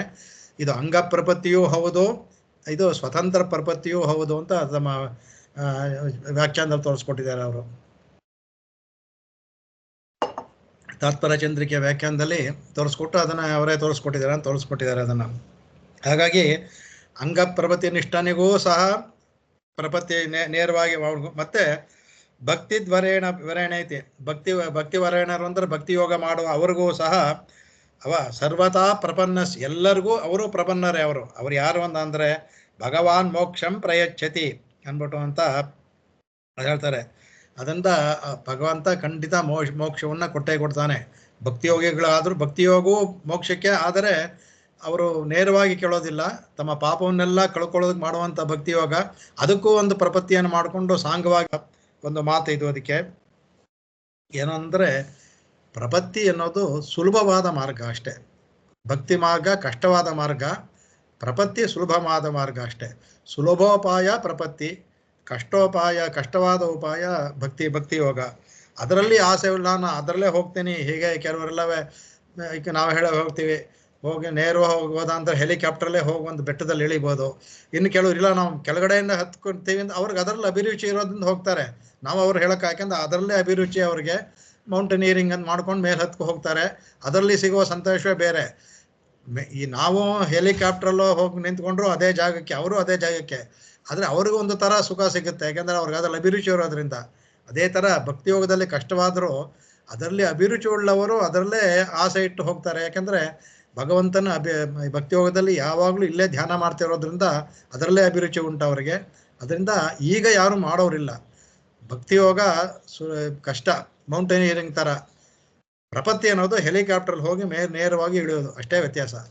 ಇದು ಸುಲಭವಾದದ್ದು, ಯಾವ ಕಷ್ಟವೂ ಇಲ್ಲ, ಯಾವ ತೊಂದರೆಯೂ ಇಲ್ಲ. ಆಗ ಅದನ್ನೇ ಹೇಳ್ಕೊಟ್ಟಿದ್ದಾರೆ ಅದಕ್ಕೆ. ಅದರಿಂದ ಈ 5ನೇ ಶ್ಲೋಕದಲ್ಲಿ ನೇರವಾಗಿ ಶ್ರುತಿಯಲ್ಲಿ ಮಾಡಿದಂತಹ ಶರಣಾಗತಿ ಅಂದರೆ ನಾವು ಮಾಡುವ ಶರಣಾಗತಿಗೆ ಪೂರ್ವಾಚಾರ್ಯರಷ್ಟೇ ಅಲ್ಲ, ಶ್ರುತಿಯ ಆಧಾರದ ಮೇಲೇನೆ ಮಾಡಿರೋದು ಇದು. ನೇರವಾಗಿ ಶ್ರುತಿನೇ ಮುಮುಕ್ಷು ಅಂತ ಹೇಳಿದ್ರೆ ಶರಣಮಹಂ ಪ್ರಪದ್ಯೆ ಅನ್ನೋದು ಸಾಕ್ಷಾತ್ ಶರಣಾಗತಿನೇ. ನಾನು ಶರಣು ಹೊಂದುತ್ತೇನೆ, ಮೋಕ್ಷವನ್ನು ಇಚ್ಛಿಸುವ ನಾನು ನಿನ್ನಲ್ಲಿ ಶರಣು ಹೊಂದುತ್ತೇನೆ ಅನ್ನೋದು ಇದೇ ಶರಣಾಗತಿ. ಅದನ್ನು 5ನೇ ಶ್ಲೋಕದಲ್ಲಿ ತೋರಿಸ್ಕೊಟ್ರು. ಈಗ ತೋರಿಸ್ಕೊಟ್ಬಿಟ್ರು. ಈಗ ಮಾಡ್ತೀವಲ್ಲ ಭಗವಂತನಿಗೆ ಶರಣಾಗತಿ ಮಾಡುವಾಗ ಈಗ ಶ್ರೀಮಾನ್ ಸ್ವತಃ ಸಿದ್ಧ ಅನ್ನುವಾಗಲೇ ನೇರವಾಗಿ ಹೇಳಿದ್ರು. ಆದರೆ ನಾವು ಈಗ ಭಗವಂತನಿಗೆ 5 ರೂಪಗಳಿದೆ. ಪರ, ವ್ಯೂಹ, ವಿಭವ, ಅಂತರ್ಯಾಮಿ, ಅರ್ಚೆ 5 ಇದೆ. ಇದರಲ್ಲಿ ಇದರಲ್ಲಿ ನಾವು ಪ್ರಪತ್ತಿಯನ್ನು ಮಾಡಬೇಕು ಅಂತ ನಮಗೆ ಈ ವಿಷಯವನ್ನ ಹಿಂದೆ ಯಾವ ಇದರಲ್ಲೂ ಮಾಡಕ್ ಹೋಗ್ಲಿಲ್ಲ, ಭಗವಂತನಲ್ಲಿ ಮಾಡ್ಬೇಕು ಹೇಳಿದ್ರು. ಇಲ್ಲಿ ವಿಶದವಾಗಿ ಹೇಳೋದ್ರಿಂದ ಯಾರಲ್ಲಿ ಪ್ರಪತ್ತಿಯನ್ನು ಮಾಡಬೇಕು ಅಂದ್ಬಿಟ್ಟು ಅದರಲ್ಲಿ ನೇರವಾಗಿ ನಮಗೆ ಸುಲಭವಾಗಿ ಸಿಗೋದು 2 ಪ್ರಪತ್ತಿ ಮಾಡಬೇಕಾದ ಅಂದರೆ ಭಗವಂತನಲ್ಲಿ ಪರ, ಅಲ್ಲಿ ನಾವು ಅಲ್ಲಿಗೆ ಹೋಗಬೇಕು. ಅದರಿಂದ ಯಾರಿಗೂ ಸಿಗೋದಿಲ್ಲ. ಅಲ್ಲಿ ಅನಂತ ಗರುಡ ವೀಕ್ಷಣಾದಿಗಳಿಗೆ ಬಿಟ್ಟರೆ ಬೇರೆ ಯಾರಿಗೂ ಸುಲಭನಲ್ಲ. ಇಲ್ಲ ವ್ಯೂಹದಲ್ಲಿ ಬಂದ ಅಂದರೆ ದೇವತಾದಿಗಳಿಗೆ ಲಭ್ಯನಾಗ್ತಾನೆ ತೋರ ಮನುಷ್ಯರಿಗೆ ಲಭ್ಯನಾಗೋದಿಲ್ಲ. ಅಂತರ್ಯಾಮಿಯಾಗಿದ್ದ ವ್ಯೂಹದಲ್ಲಿ ವಿಭವದಲ್ಲಿ ಸಿಗ್ತಾನೆ, ವಿಭವ ಒಂದರಲ್ಲಿ ನಮಗೆ ನೇರವಾಗಿ ಭಗವಂತ ಸಿಗ್ತಾನೆ. ಆದರೆ ಅಂತರ್ಯಾಮಿನಲ್ಲೂ ಒಳಗಡೆ ಇರೋದನ್ನ ನೇರವಾಗಿ ನಮ್ಮಲ್ಲಿಗೆ ನಾವು ಶರಣಾಗತಿ ಮಾಡೋಕ್ಕೂ ಸಾಧ್ಯವಿಲ್ಲ. ಅವಲಂಬನ ಇಲ್ಲ, ನಮಗೆ ಆಲಂಬನ ಇಲ್ಲ, ಬರೀ ಯೋಗಿಗಳಿಗೆ ಮಾತ್ರ ಗೊತ್ತಾಗ್ತಾನೆ. ವಿಭವಾವತಾರದಲ್ಲಿ ಭಗವಂತನೇ ನೇರವಾಗಿದ್ದಾನೆ, ಶರಣಾಗತಿ ಮಾಡ್ಕೋಬೋದು, ಇಲ್ಲ ಅರ್ಚೆನಲ್ಲಿ ಮಾಡ್ಕೋಬೋದು. ವಿಭವದಲ್ಲಿ ಏನು ಅಂದರೆ 2 ಅವತಾರ ಅವನಿಗೆ. ಯಾಕೆಂದ್ರೆ ಇನ್ನು ಬೇರೆ ಅವತಾರಗಳಲ್ಲಿ ಶರಣಾಗತಿಗೆ ಸಿಗೋದಿಲ್ಲ. ವಾಮನ ಬಂದ, ಹಗದ, ಅಳ್ದ, ಹೊರಟೋಗ್ಬಿಟ್ಟ. ಆಮೇಲೆ ಅದರಲ್ಲಿ ನೃಸಿಂಹ ಕ್ಷಣಕಾಲದಲ್ಲಿ ಆಗೋಯ್ತು. ಅದರಿಂದ ನಮಗೆ ಸುಲಭವಾಗಿ ಸಿಕ್ಕಿದ್ದು ಅದರಲ್ಲಿ ಒಂದು ರಾಮಾವತಾರ, ಒಂದು ಕೃಷ್ಣಾವತಾರ ಅಷ್ಟೇ. ಬಲರಾಮ ಕೃಷ್ಣಲ್ಲಿ ಸೇರ್ಕೊಂಡ್ಬಿಡ್ತಾನೆ. ಅದರೇನಿಲ್ಲ. ಮುಂದೆ ಇನ್ನೊಂದು ಕಲಿಕೆ ಅದರಿಂದ ಈ 2 ಅವತಾರವೇ ಅನೇಕ ಕಾಲ ಜನಗಳ ಜೊತೆ ಭಗವಂತ ಇದ್ದ. ಆ ಇದ್ದ ಕಾಲದಲ್ಲಿ ನೇರವಾಗಿ ಅವರು ಶರಣಾಗತಿ ಮಾಡಿರ್ಬೋದು. ಯಾಕಂದ್ರೆ ನೇರವಾಗಿ ಭಗವಂತ ಇದ್ದಿದ್ರಿಂದ ಮಾಡಿರ್ಬೋದು. ಯಾಕಂದ್ರೆ ಭಗವಂತ ಯಾವ ಇದರಲ್ಲೂ ಬಂದರೂ ಸಹ ಅವನ ಎಲ್ಲ ಗುಣಗಳು, ಎಲ್ಲ ಶಕ್ತಿಗಳು ಇದ್ದೇ ಇರುತ್ತೆ ಅವನಿಗೆ. ಆದರೆ ಎಷ್ಟು ಜನ ಮಾಡಿದ್ರೋ ಬಿಟ್ಟರೋ ಗೊತ್ತಿಲ್ಲ ನಮಗೆ. ಅಲ್ಲಿ ಭಗವಂತನ ತಿಳ್ಕೊಂಡವರೇ ಕೆಲವರು, ತಿಳ್ಕೊಂಡವರು ಅನೇಕರಿಗೆ ಅವರಿಗೆ ಭಗವಂತನೇ ಕಟ್ಟಿ ಹಾಕ್ಬಿಟ್ಟೆ. ಶುಕುಮುನಾದಿಗಳಿಗೆ, ವ್ಯಾಸರಿಗೆ, ಪರಾಶರಿಗೆಲ್ಲ ಭಗವಂತ ಕಟ್ಟಿ ಹಾಕ್ಬಿಟ್ಟಿದ್ದಾನೆ. ಇಲ್ಲಿ ನಿಮ್ಗೆ ಇನ್ನೂ ಕೆಲಸ ಇದೆ, ಈಗಲೇ ಬರೋದು ಬೇಡ ಅಂತ ಅವರೆಲ್ಲ ಮಾಡ್ಕೊಂಡಿರೋವ್ರೆ. ಆದರೆ ಅವರಿಗೆ ಹೇಗೆ ಭರತನಿಗೆ 14 ವರ್ಷ ಆದ್ಮೇಲೆ ಫಲಿಸ್ತೋ, ಅವ್ರಿಗೆಲ್ಲ ಈ ಯುಗಾಂತರ ಆದ್ಮೇಲೆ ಅವ್ರಿಗೆ ಫಲಿಸೋದು. ಅವ್ರಿಗೆ ಇಲ್ಲಿವರೆಗೂ ನಿಮ್ಮ ಲೋಕ ಕಲ್ಯಾಣಕ್ಕೂ ಇರಬೇಕು ಅಂತ ಭಗವಂತ ಅವ್ರನ್ನ ಕಟ್ಟಾಕ್ಬಿಟ್ಟಿದ್ದಾನೆ. ಆದರೆ ಅವ್ರು ಭಗವಂತ ನೇರವಾಗಿ ಕಂಡುಕೊಂಡಿದ್ದಾರೆ. ಅವ್ರಿಗೆ ಭಕ್ತಿ ಯೋಗಗಳಿಂದ ಭಗವಂತ ನೋಡ್ತಾ ಇರ್ತಾರೆ. ಅದರಿಂದ ಯಾವ ಇದಿಲ್ಲ. ಬೇರೆಯವ್ರು ಯಾರು ಮಾಡ್ಕೊಂಡ್ರೋ ಗೊತ್ತಿಲ್ಲ ನಮಗೆ. ಅದಕ್ಕೆ ಲೋಕ ವಿಕ್ರಾಂತ ಚರಣವಂತ ಹಳವಂತರ ಹೇಳ್ತಾರೆ, ನೀವು ಬಂದು ಹೋದೆ ಆ ಸಮಯದಲ್ಲಿ ನಾ ಇರ್ಲಿಲ್ವಲ್ಲ, ಅಳ್ಕೊಂಡು ಹೋದೆ, ಆಗಿದ್ದವ್ರು ಪುಣ್ಯ ಹೋದ್ರೆ ಆ ಸಮಯದಲ್ಲಿ ನಾ ಇರಲಿಲ್ಲ, ಇದ್ದಿದ್ರು ಬೇರೆ ಎಲ್ಲಿದ್ನೋ, ಯಾಕೆಂದ್ರೆ ನಿನ್ನೆ ನೋಡಿದ್ರೆ ಇಲ್ಲಿ ಹುಡ್ತಾನೆ ಇರಲಿಲ್ಲ ಅರ್ಥದಲ್ಲಿ ಹೇಳ್ತಾರೆ. ಹಾಗಾಗಿ ಅತ್ಯಂತ ಸುಲಭವಾದದ್ದು ನಮಗೆ ಅರ್ಚಾವತಾರ ಅಂತ ಮುಂದಿನ 2 ಶ್ಲೋಕಗಳಲ್ಲಿ ಅರ್ಚಾವತಾರಕ್ಕೆ ಹೇಳಬೇಕು. ಅರ್ಚಾವತಾರಕ್ಕೆ ಮುಂದೆ ಇಲ್ಲಿ ಭಗವಂತನ ಏನು ಹೇಳ್ತಾರೆ, ದೀಪಿಕೆಗೂ ಇದಕ್ಕೆ ಒಂದು ಸ್ವಲ್ಪ ವ್ಯತ್ಯಾಸ ಮಾಡಿದ್ದಾರೆ. ದೀಪಿಕೆಯಲ್ಲಿ ಹೇಳ್ಬೇಕಾದ್ರೆ ಮೊದಲು ಪರತ್ವವನ್ನು ಹೇಳ್ಬಿಟ್ರು. ಯಾರಲ್ಲಿ ಮಾಡಬೇಕು ಅಂದ್ರೆ ಭಗವಂತನ ಪರತ್ವವನ್ನು ಹೇಳ್ಬಿಟ್ಟು ಆಮೇಲೆ ಸೌಲಭ್ಯ ಅದನ್ನ ಹೇಳ್ಕೊಂಬಂದ್ರು. ಅದರಲ್ಲಿ ಸೌಲಭ್ಯವನ್ನ ಇಲ್ಲಿ ಏನ್ ಮಾಡ್ತಾರೆ, ಇನ್ನೂ ಒಂದು ಮುಂದಕ್ಕೆ ಹೋಗ್ತಾರೆ. ಮೊದಲು ಸೌಲಭ್ಯ ಹೇಳ್ಬಿಡೋಣ. ಈಗ ಪರತ್ವ ಹೇಳಿದ ತಕ್ಷಣ ಅಯ್ಯೋ ಇದಲ್ಲ ಅಂತ ಅನ್ಕೊಂಡು ಗಾಬರಿ ಆಗೋದು ಬೇಡ ಜನಗಳು ಅಂತ ಸೌಲಭ್ಯವನ್ನ ಹೇಳ್ಬಿಟ್ಟು ಆಮೇಲೆ ಪರತ್ವವನ್ನು ಹೇಳೋ ಅಂತ ಇಲ್ಲಿ ಸ್ವಲ್ಪ ಅದನ್ನ ತಾವೇ ಬದಲಾಯಿಸ್ಕೊಂಡಿದ್ದಾರೆ. ಈಗ ಸೌಲಭ್ಯವನ್ನು ಹೇಳ್ತಾರೆ ಅದನ್ನ ಈ ಶ್ಲೋಕದಲ್ಲಿ. ಬೃಂದಾನಿಯ ಸ್ವವಶಯನ್ ವಜಸುಂದರೀಣಾಂ ಬೃಂದಾವನಾಂತರ ಭುವಾಂ ಸುಲಭೋ ಬಭೂವ ಶ್ರೀಮಾನಶೇ ಜನ ಸಂಗ್ರಹಣಾಯ ಶೇತೆ ರಂಗೇ ಭುಜಂಗ ಶಯನೇ ಸ ಮಹಾಭುಜಂಗ. ಅದ್ಭುತವಾದ ಶ್ಲೋಕ ಇದು. ಈ 6ನೇ ಶ್ಲೋಕ. ಇದರಲ್ಲಿ ಅದಕ್ಕೆ ಅವರ ವ್ಯಾಖ್ಯಾನ ಮಾಡಬೇಕಾದ್ರೆ ಇದು ಮೇಲಿನ ಅರ್ಥ ಇದರಲ್ಲಿ ಹೇಳ್ಬಿಟ್ಟು ಆಮೇಲೆ ಹೋಗೋಣ ಅದಕ್ಕೆ. ಅಂದರೆ ಅಂದರೆ ಯಾವನೋ ವ್ರಜಸುಂದರೀಣ ನಂದ ಗೋಪ ವಜದಲ್ಲಿ ಆ ಸುಂದರಿ ಅವ್ರ ಜೊತೆ ಇವನು ಆಟ ಆಡ್ತಾ ಇದ್ನಲ್ಲ, ಇವನ ಕ್ರೀಡೆ ಎಲ್ಲ ಆಡ್ತಾ ಇದ್ನಲ್ಲ, ಅದು ಚೆಲುವಿಯಾದ ಗೋಪಿಯರು ಅವರು ಆ ಕಡೆ ಬೃಂದಾವನಿ. ಬೃಂದಾವನ ಅಂದರೆ ಗುಂಪು, ಅಂದ್ರೆ ಗುಂಪು, ಬೃಂದಾವನ ಅಂದರೆ ಇವರು ಇದ್ದ ಜಾಗ ಬೃಂದಾವನ ಅಂತ ಈಗಲೂ ಹೆಸರು ಇದೆ ಅದಕ್ಕೆ. ಅಂದರೆ ಆ ಬೃಂದಾನಿ ಆ ಗುಂಪುಗಳನ್ನ, ಅಂದ್ರೆ ಸ್ತ್ರೀಯರ ಗುಂಪುಗಳಂತ ಹೋದು ಬೃಂದಾನಿ ವ್ರಜಸುಂದರೀಣಾಂ ಬೃಂದಾನಿ ಅಂತ ಮಾಡಿದ್ರೆ ವ್ರಜಸುಂದರಿಯರ ಗುಂಪುಗಳನ್ನು ಸ್ವವಶಯನ್ನೇ ತನ್ನ ವಶಪಡಿಸ್ಕೊಂಡ್ಬಿಟ್ಟ ಅವನು. ಅವನ ಮೋಹಕವಾದ ನೋಟು ಎಲ್ಲರೂ ವಶರಾಗ್ಬಿಟ್ರು ಅವನಿಗೆ. ಎಲ್ಲ 5 ಲಕ್ಷ ಕುಟುಂಬದಲ್ಲಿರುವ ಎಲ್ಲ ಸ್ತ್ರೀ ಚೆಲುವೆಯರು ಇವನಿಗೆ ವಶರಾಗ್ಬಿಟ್ರು. ಇವನಿಗೆ ವಶಕೊಂಡು ಕಡೆಗೆ ಆಮೇಲೆ ಬೃಂದಾವನಾಂತರ ಭುವಾಂ, ಗೊಲ್ಲರ ಕೇರಿಯಾದಂಥ ಬೃಂದಾವನ, ಅದರಲ್ಲಿ ಅಲ್ಲಿ ಅಲ್ಲಿ ಒಂಥರ ಭುವಾಂ ಅಂದ್ರೆ ಅಲ್ಲಿ ಜನಿಸಿದವರು. ಒಂದು ಈ ಸ್ತ್ರೀಯರು ಅಷ್ಟೇ ಅಲ್ಲ, ವ್ರಜಸುಂದರಿಗಳು ಅಷ್ಟೇ ಅಲ್ಲ, ಅಲ್ಲಿದ್ದ ಎಲ್ಲರಿಗೂ ಸಹ, ಎಲ್ಲ ಜನಿಸಿದ ಎಲ್ಲರಿಗೂ ಸಹ ಸುಲಭ ಬಬುವ, ಅತ್ಯಂತ ಸುಲಭನಾದ. ಎಲ್ಲರ ಮನೆ ಹೋದ, ಇದ್ ಮಾಡ್ದ, ಅವರ ಬೈಗಳೆಲ್ಲ ಕೇಳ್ದ, ಅವ್ರ ತಾಯಿ ಕಟ್ಟಾಕದ ಇದ್ ಮಾಡಿದ್ರ, ಎಲ್ರಿಗೂ ಸುಲಭನಾಗಿ ಎಲ್ಲರಿಗೂ ಸುಲಭ ಆಗಿದ್ದ ಅವನು ಭಗವಂತ. ಅಷ್ಟು ಅದಕ್ಕೆ ಸೌಲಭ್ಯವನ್ನ ಮೊದಲೇ ಹೇಳ್ಬಿಟ್ರು ಇದಕ್ಕೆ, ಎಷ್ಟು ಸುಲಭನಾಗಿದ್ದಾನೆ ಭಗವಂತ ಅಂದ್ಬಿಟ್ಟು. ಅದೇ ಸುಲಭೋ ಬಬುವ, ದೊರಕಿದನೋ ಯಾರು ಈ ಥರ ಇವರಿಗೆಲ್ಲ ದೊರಕಿದನೋ ಸಹ ಅಂತಹ ಅವನೇ ಯಾರು ಆಗ ಕೃಷ್ಣಾವತಾರ ಕಾಲದಲ್ಲಿ ಸುಲಭವಾಗಿ ಇಲ್ಲಿ ರಾಮನ ತೆಗಿಲಿಲ್ಲ. ಯಾಕೆಂದ್ರೆ ರಾಮ ಸುಲಭವಾಗಿ ಎಲ್ರಿಗೂ ಸಿಕ್ಲಿಲ್ಲ. ಯಾಕೆಂದ್ರೆ ಅವನ ಪರಿಸ್ಥಿತಿ ಆ ಥರ, ಚಕ್ರವರ್ತಿ ಆದ್ರಿಂದ ಅವನು ರಾಜಕುಮಾರನಾಗಿದ್ದ ಎಲ್ಲರ ಜೊತೆ ಹೇಗೆ ಮಾಡ್ತಾ ಇದ್ದು, ಆಮೇಲೆ ಚಕ್ರವರ್ತಿ ಆದ್ಮೇಲೆ ಆ ಥರ ಮೊದಲ ಥರ ಇರೋಕ್ಕಾಗಲ್ಲ ಅವರಿಗೆ. ಹಾಗಾಗಿ ಅವನಿಗೆ ಸೌಲಭ್ಯ ತನ್ನಲ್ಲಿ ಇದ್ರೂ ಆ ಸೌಲಭ್ಯವನ್ನ ಅವನಿಗೆ ಪ್ರಕಟಪಡಿಸ್ಕೊಳ್ಳೋಕೆ ಸಾಧ್ಯವಾಗಲಿಲ್ಲ. ಜನಗಳ ಜೊತೆ ಆ ಥರ ಇರೋಕ್ಕೆ ಸಾಧ್ಯವಾಗಲಿಲ್ಲ. ಕೃಷ್ಣಾವತಾರದ ಆ ಥರದ ಎಲ್ಲ ಅವ್ರ ಜೊತೆಯಲ್ಲೇ ಇದ್ಬಿಟ್ಟ ಅವನು. ಹಾಗಾಗಿ ಅವನು ಸಹ ಅವನು ಶ್ರೀಮಾನ್, ಯಾವತ್ತೂ ಶ್ರೀ ಜೊತೆಲೆ ಅವನು ಶ್ರೀಮಾನ್, ಶ್ರೀಮತ್ ಮತ್ತು ಪ್ರತಿಯೊಂದು ಶ್ರೀಯೊಂದಿಗೆ ಇರುವಂತಹ ಅವನು ಮಹಾಭುಜಂಗ ಅಂದ್ಬಿಟ್ರು. ಅದಕ್ಕೆ ಭುಜಂಗ ಶಯನೆ ಮಹಾಭುಜಂಗ ಅನ್ನೋ 2 ಅರ್ಥ ಬರುತ್ತೆ ಅದಕ್ಕೆ. ಭುಜಂಗ ಅಂದ್ರೆ ಮಹಾಭುಜಂಗ ಅಂದ್ರೆ ಹಾವಿನಂತೆ ತೋಳುಳ್ಳವನೋ ಅನ್ನೋ ಒಂದು ಅರ್ಥವೂ ಆಗುತ್ತೆ, ಮಹಾಭುಜಂಗ ಅಂದ್ಬಿಟ್ಟು ಅಂತ.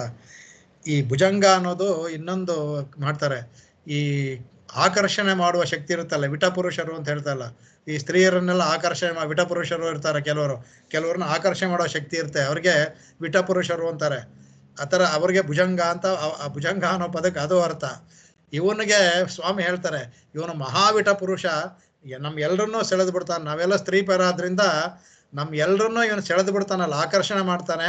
ಅದರಿಂದ ಇವನು ಮಹಾಭುಜಂಗ ಅಂತ, ಮಹಾವಿಟ ಪುರುಷ ಅಂತ ಒಂದು ಅರ್ಥವೂ ಆಗುತ್ತೆ ಅದಕ್ಕೆ. ಆ ಪ್ರಖ್ಯಾತನಾದ ವಿಟಪುರುಷ ಅಂದ್ರೆ ಎಲ್ಲರನ್ನೂ ಆಕರ್ಷಿಸುವ ಒಂದು ಇದುಳ್ಳ, ನೋಡಿದ ಕೂಡಲೇ ಎಲ್ಲರೂ ಮೋಡಿ ಹಾಕಿದಾಗೆ ಎಲ್ಲರೂ ಆಕರ್ಷಣೀಯರಾಗ್ಬಿಡ್ತಾರೆ ಅವನಿಗೆ. ಆ ಥರ ಒಂದು ಆಕರ್ಷಣೆ ಮಾಡುವ ಶಕ್ತಿ ಉಳ್ಳವನವನು. ಅಂತಹ ಅವನು ಆ ವಿಟಪುರುಷನಾದಂಥ ಆ ಕೃಷ್ಣ ಇದ್ನಲ್ಲ, ಅವನೇ ಯಾದ್ಯ ಈಗ ಭುಜಂಗ ಶಯನೆ ಇದೆ. ಅಂದ್ರೆ ಈ ಶ್ರೀರಂಗದಲ್ಲಿ ರಂಗೆ ಅಂದ್ರೆ ಶ್ರೀರಂಗದಲ್ಲಿ ಭುಜಂಗ ಶಯನೆ ಅಂದ್ರೆ ಆದಿಶೇಷನ ಹಾಸುಗೆಯ ಮೇಲೆ ಭುಜಂಗ ಶಯನೆ. ಅದರಿಂದ ಆದಿಶೇಷನ ಅವನ ಮೇಲೆ ಸಮಸ್ತ ಜನರನ್ನು ವಶಪಡಿಸ್ಕೊಳ್ಳೋದಕ್ಕೆ, ವಿಟಭುಜಂಗ ಎಲ್ಲರನ್ನೂ ವಶಪಡಿಸ್ಕೊಳ್ಳೋದಕ್ಕೋಸ್ಕರ ಈ ಕಲಿಯುಗದಲ್ಲಿ ಎಲ್ಲರೂ ದಾರಿ ತಪ್ಪಿ ಹೋಗ್ತವ್ರನ್ನೆಲ್ಲ ವಶಪಡಿಸ್ಕೊಳ್ಳೋದಕ್ಕೋಸ್ಕರ ಆ ವಿಟಪುರುಷನಾದ ಇವನು ಆದಿಶೇಷನ ಮೇಲೆ ಮಲ್ಕೊಂಡು, ಇಲ್ಲಿ ಶೇತೆ ಇಲ್ಲಿ ಮಲ್ಕೊಂಡು ಇಲ್ಲಿ ಸುಲಭವಾಗಿ ನಮಗೆ ಸಿಕ್ಕಿದ್ದಾನೆ ಅಂದ್ರೆ ಅರ್ಚಾವತಾರದಲ್ಲಿರುವ ಭಗವಂತನೇ ನಮಗೆ ಶ್ರೇಷ್ಠ, ಇದನ್ನು ಮಾಡೋದಕ್ಕೆ ಶ್ರೇಷ್ಠ ಅಂದ್ಬಿಟ್ಟು ಅದನ್ನ ತೋರಿಸ್ಕೊಡ್ತಾರೆ. ಇದಕ್ಕೆ ಅಂದ್ರೆ ನಮಗೆ ಶರಣಾಗತಿ ಮಾಡಲು ಯಾರಪ್ಪ ಅಂತಂದ್ರೆ ಅರ್ಚಾಮೂರ್ತಿಯಾದ ಭಗವಂತನೇ ಶ್ರೇಷ್ಠ. ಯಾಕೆಂದ್ರೆ ಮುಂದಿನ ಶ್ಲೋಕಗಳೆಲ್ಲ ಬರುತ್ತೆ ಅದಕ್ಕೆ. ಅರ್ಚಾವತಾರದಲ್ಲಿ ನಾವು ಯಾವತ್ತೂ ಭಗವಂತನ ಒಂದು ಕಲ್ಲು ಅಂತಾನೋ ಒಂದು ವಿಗ್ರಹ ಅಂತಾನೋ ನೋಡಬಾರದು, ಭಗವಂತನೇ. ಯಾಕೆಂದ್ರೆ ಪರತ್ವದಲ್ಲಿರುವ ಗುಣಗಳು ಇಲ್ಲಿದೆ. ಇಲ್ಲಿ ಪರತ್ವದಲ್ಲಿ ಏನೇನು ಗುಣಗಳಿದೋ ಅದು ಕರುಣಯ, ಹಿಂದಿನ ಹೇಳ್ದ ಭೂಮಾನ್ ಹೇಳ್ತಾಳೆ ಅಂತಾನೆ, ಗುಣಭೂಮಾ ಕರುಣಯ, ಆ ಕರುಣೆಯಿಂದ ಕೂಡಿದ ಆ ಗುಣಗಳೂ ಇದೆ, ಸೌಲಭ್ಯವೂ ಇದೆ ಇಲ್ಲಿ. ಅಲ್ಲಿ ಸೌಲಭ್ಯಕ್ಕೆ ಬೆಲೆ ಇಲ್ಲ, ಪರತ್ವದಲ್ಲಿ ಯಾಕೆ ಸೌಲಭ್ಯಕ್ಕೆ ಎಲ್ಲರೂ ಬೆಲೆ ಇಲ್ಲ. ಇಲ್ಲಿ ಸೌಲಭ್ಯವೂ ಇದೆ, ಇಲ್ಲಿ ಆ ಗುಣಗಳು ಇದೆ. ಇನ್ನು ಮುಂದೆ ಇನ್ನೂ ಈ ಶ್ಲೋಕಗಳಲ್ಲಿ ಇನ್ನೂ 2-3 ಗುಣಗಳನ್ನು ಹೇಳ್ತಾರೆ. ಆ ಸೌಲಭ್ಯದಿಂದಲೂ ಇಲ್ಲಿದ್ದಾನೆ, ಇಲ್ಲೇ ಮಲ್ಕೊಂಡಿದ್ದಾನೆ. ಪರಾಯಃ ಪ್ರಪದನೆ ಪುಂಸಾಂ ಪೌನಃ ಪುಣ್ಯ ನಿವಾರಣೆ ಅಂತ ಕೈಯನ್ನು ತೋರಿಸ್ಕೊಂಡಿದ್ದಾನೆ. ಒಂದು ಸಲ ಮಾಡೋದು ಸಾಕು, ನಿಮ್ಮ ಪಾಪನಲ್ಲಿ ಹೋಗಲಾಡಿಸ್ತೇನೆ ಅಂತ ಮಾತನ್ನು ಹೇಳ್ತಾ ಸ್ವತಃ ಸಿದ್ಧನಾಗಿ ಬೇರೆ ಇದ್ದಾನ ಅವನು. ಹಾಗಾಗಿ ನಮಗೆ ಈ ಶ್ರೀರಂಗದಲ್ಲಿರುವ ರಂಗನಾಥನಂದ್ರೆ ಎಲ್ಲ ಅರ್ಚಮೂರ್ತಿಗಳು ಇಲ್ಲ, ರಂಗನಾಥ ಅಂತ ಇಲ್ಲಿ ಶ್ಲೋಕದ ಹೇಳಿದ್ದಾರೆ. ವರದರಾಜ ಆಗ್ಲಿ, ಕೃಷ್ಣನೇ ಆಗ್ಲಿ, ರಾಮ, ಯಾರ ನಮಗೆ ಆರಾಧ್ಯ ದೇವತೆ ಯಾರಾದರೂ ಆಗ್ಲಿ, ಅವರಲ್ಲಿ ನಾವು ಶರಣಾಗತಿಯನ್ನು ಮಾಡಬಹುದು ಅಂದ್ಬಿಟ್ಟು ಅರ್ಚಾಮೂರ್ತಿಯನ್ನ. ಯಾಕೆಂದ್ರೆ ವಿಟಾಪುರುಷ ಅನ್ನೋ ಪದ ಅದು ಒಳ್ಳೆ ಅರ್ಥ ಕೊಡುತ್ತಾ ಅದು? ಅಲ್ಲಲ್ಲ, ವಿಟಪುರುಷ ಅನ್ನೋದು ಸಾಧಾರಣವಾಗಿ ಕೆಟ್ಟ ಅರ್ಥ ಅಂದ್ರೆ ವಿಟಪುರುಷ ಅನ್ನೋರು ಈ ಸ್ತ್ರೀಯರನ್ನ ವಶ ಮಾಡಿಸ್ಕೊಳ್ತಾರಲ್ಲ ಆ ತರ. ಇಲ್ಲಿ ಇಲ್ಲಿ ವಿಟಪುರುಷ ಅಂತ ಇವ್ರು ಹಾಕಿರೋದು ಒಳ್ಳೆ ಅರ್ಥದಲ್ಲಿ ಅಂದ್ರೆ ಭಗವಂತ ಆತರ ನಾವೆಲ್ಲ ಸ್ತ್ರೀ ಪರಾರ್ಧರಿಂದ ಅವನು ಪುರುಷ ವಿಟಪುರುಷ, ನಾವೆಲ್ಲ ಎಲ್ರನ್ನೂ ಆಕರ್ಷಣೆ ಮಾಡ್ತಾನಲ್ಲ, ಆಕರ್ಷಣೆ ಮಾಡೋದ್ರಿಂದ ಮಹಾಭುಜಂಗ ಅಂತ ಆ ವಿಟಪುರುಷ ಅಂತ ವ್ಯಾಖ್ಯಾನದಲ್ಲಿ ಆ ಥರನೂ ತಗೋಬೋದು ಅಂದ್ಬಿಟ್ಟು ಅಂತ. ಸಾಧಾರಣ ಲೋಕಾರೂಢಿಯಾಗಿ ವಿಟಪುರುಷ ಅಂತ ಅಂದ್ರೆ ಇದಿಲ್ಲದೆ ಚಾರಿತ್ರ ಇಲ್ಲದಿರೋನೋ ಅರ್ಥದಲ್ಲಿ ಬರುತ್ತೆ. ಇಲ್ಲಿ ಆ ಥರ ಅಲ್ಲ, ಇಲ್ಲಿ ನಾವೆಲ್ಲವೂ ಸ್ತ್ರೀ ಪರಾರ್ಧರಿಂದ ನಮ್ಮನ್ನು ಆಕರ್ಷಣೆ ಮಾಡಿ ಬರಬೇಕಲ್ಲ, ಅದರಿಂದ ಅವನನ್ನು ನೋಡ್ದ ಅಂದ್ರೆ ಎಲ್ಲರಿಗೂ ಸಹ, ಯಾರಿಗೇ ಸಹ ಅವ್ರಿಗೆ ಅವರು ನೇರವಾಗಿ ಅನುಭವಿಸಿದ್ದಾರೆ, ಅವರ ಸೌಂದರ್ಯ ಅನುಭವಿಸಿದ್ದಾರೆ. ಯಾರು ಭಗವಂತನ ಮೇಲೆ ನಂಬಿಕೆ ಇಲ್ದಿದ್ದವರು ನೋಡಿ ಆ ಅದ್ಭುತವಾದ ಸೌಂದರ್ಯಕ್ಕೆ ಮರಳಾಗಿರೋದು ಉಂಟು, ಉದಾಹರಣೆಗಳಿದೆ. ಅವ್ರಿಗೆ ದೇವರ ಮೇಲೆ ನಂಬಿಕೆ ಇಲ್ಲ, ಅದರ ವಿಗ್ರಹದ ಅಂದ್ರೆ ಆ ಸೌಂದರ್ಯ ಆಕರ್ಷಿಸುತ್ತೆ ಅಂತ ಎಲ್ಲರನ್ನೂ ಆಕರ್ಷಿಸ್ತಾನೆ. ಮುಂದೆ 9ನೇ ಶ್ಲೋಕದಲ್ಲಿ ಬರುತ್ತೆ ಅವನಿಗೆ, ಅದರಲ್ಲಿ ಎಲ್ಲರನ್ನೂ ಸಹ ಅವನು ಆಕರ್ಷಣೆ ಮಾಡ್ತಾನೆ. ಶೇಷರು ಅಶೇಷರನ್ನು ಎರಡು ಅಂತ ಹೇಳ್ತಾರೆ. ಶೇಷರಾದವರು ಶೇಷರಾಗದೆ, ಅಶೇಷ ಅಂದ್ರೆ ಯಾವುದೋ ಎಲ್ಲರನ್ನೂ ಬಿಟ್ಟು ಅಂತಲ್ಲ, ಅಲ್ಲಿ ಅಶೇಷ ಅಂದ್ರೆ ಶೇಷರಾಗದೇ ಇದ್ದವರು ಅಂತ, ಅವರನ್ನು ಎಲ್ಲ ಬರುತ್ತೆ ಮುಂದೆ ಅದಕ್ಕೆ. ಹಾಗಾಗಿ ಇಲ್ಲಿ ಇವನಿರೋದೇನು ಅಂತಂದ್ರೆ ಭಗವಂತ ಇಲ್ಲಿ ಮಲ್ಕೊಂಡಿರೋದು ನನ್ನಲ್ಲಿ ಶರಣಾಗತಿ ಮಾಡಿ. ಅದಕ್ಕೆ 2ನೇ ಶ್ಲೋಕದಲ್ಲಿ ಪ್ರಾಯ ಪ್ರಬದನೆ ಪುಂಸಂ, ಆ 2ನೇ ಶ್ಲೋಕವನ್ನು ಎಲ್ಲದರಲ್ಲೂ ಇದ್ಕೋಬೇಕು. ಅದನ್ನ ಈ ಆ ನಂಬರನ್ನ ಹಾಕ್ಬೇಕಾದ್ರೂ ಅದ್ಭುತವಾದ ಒಂದು ಇದರಿಂದ ಹಾಕಿದ್ದಾರೆ.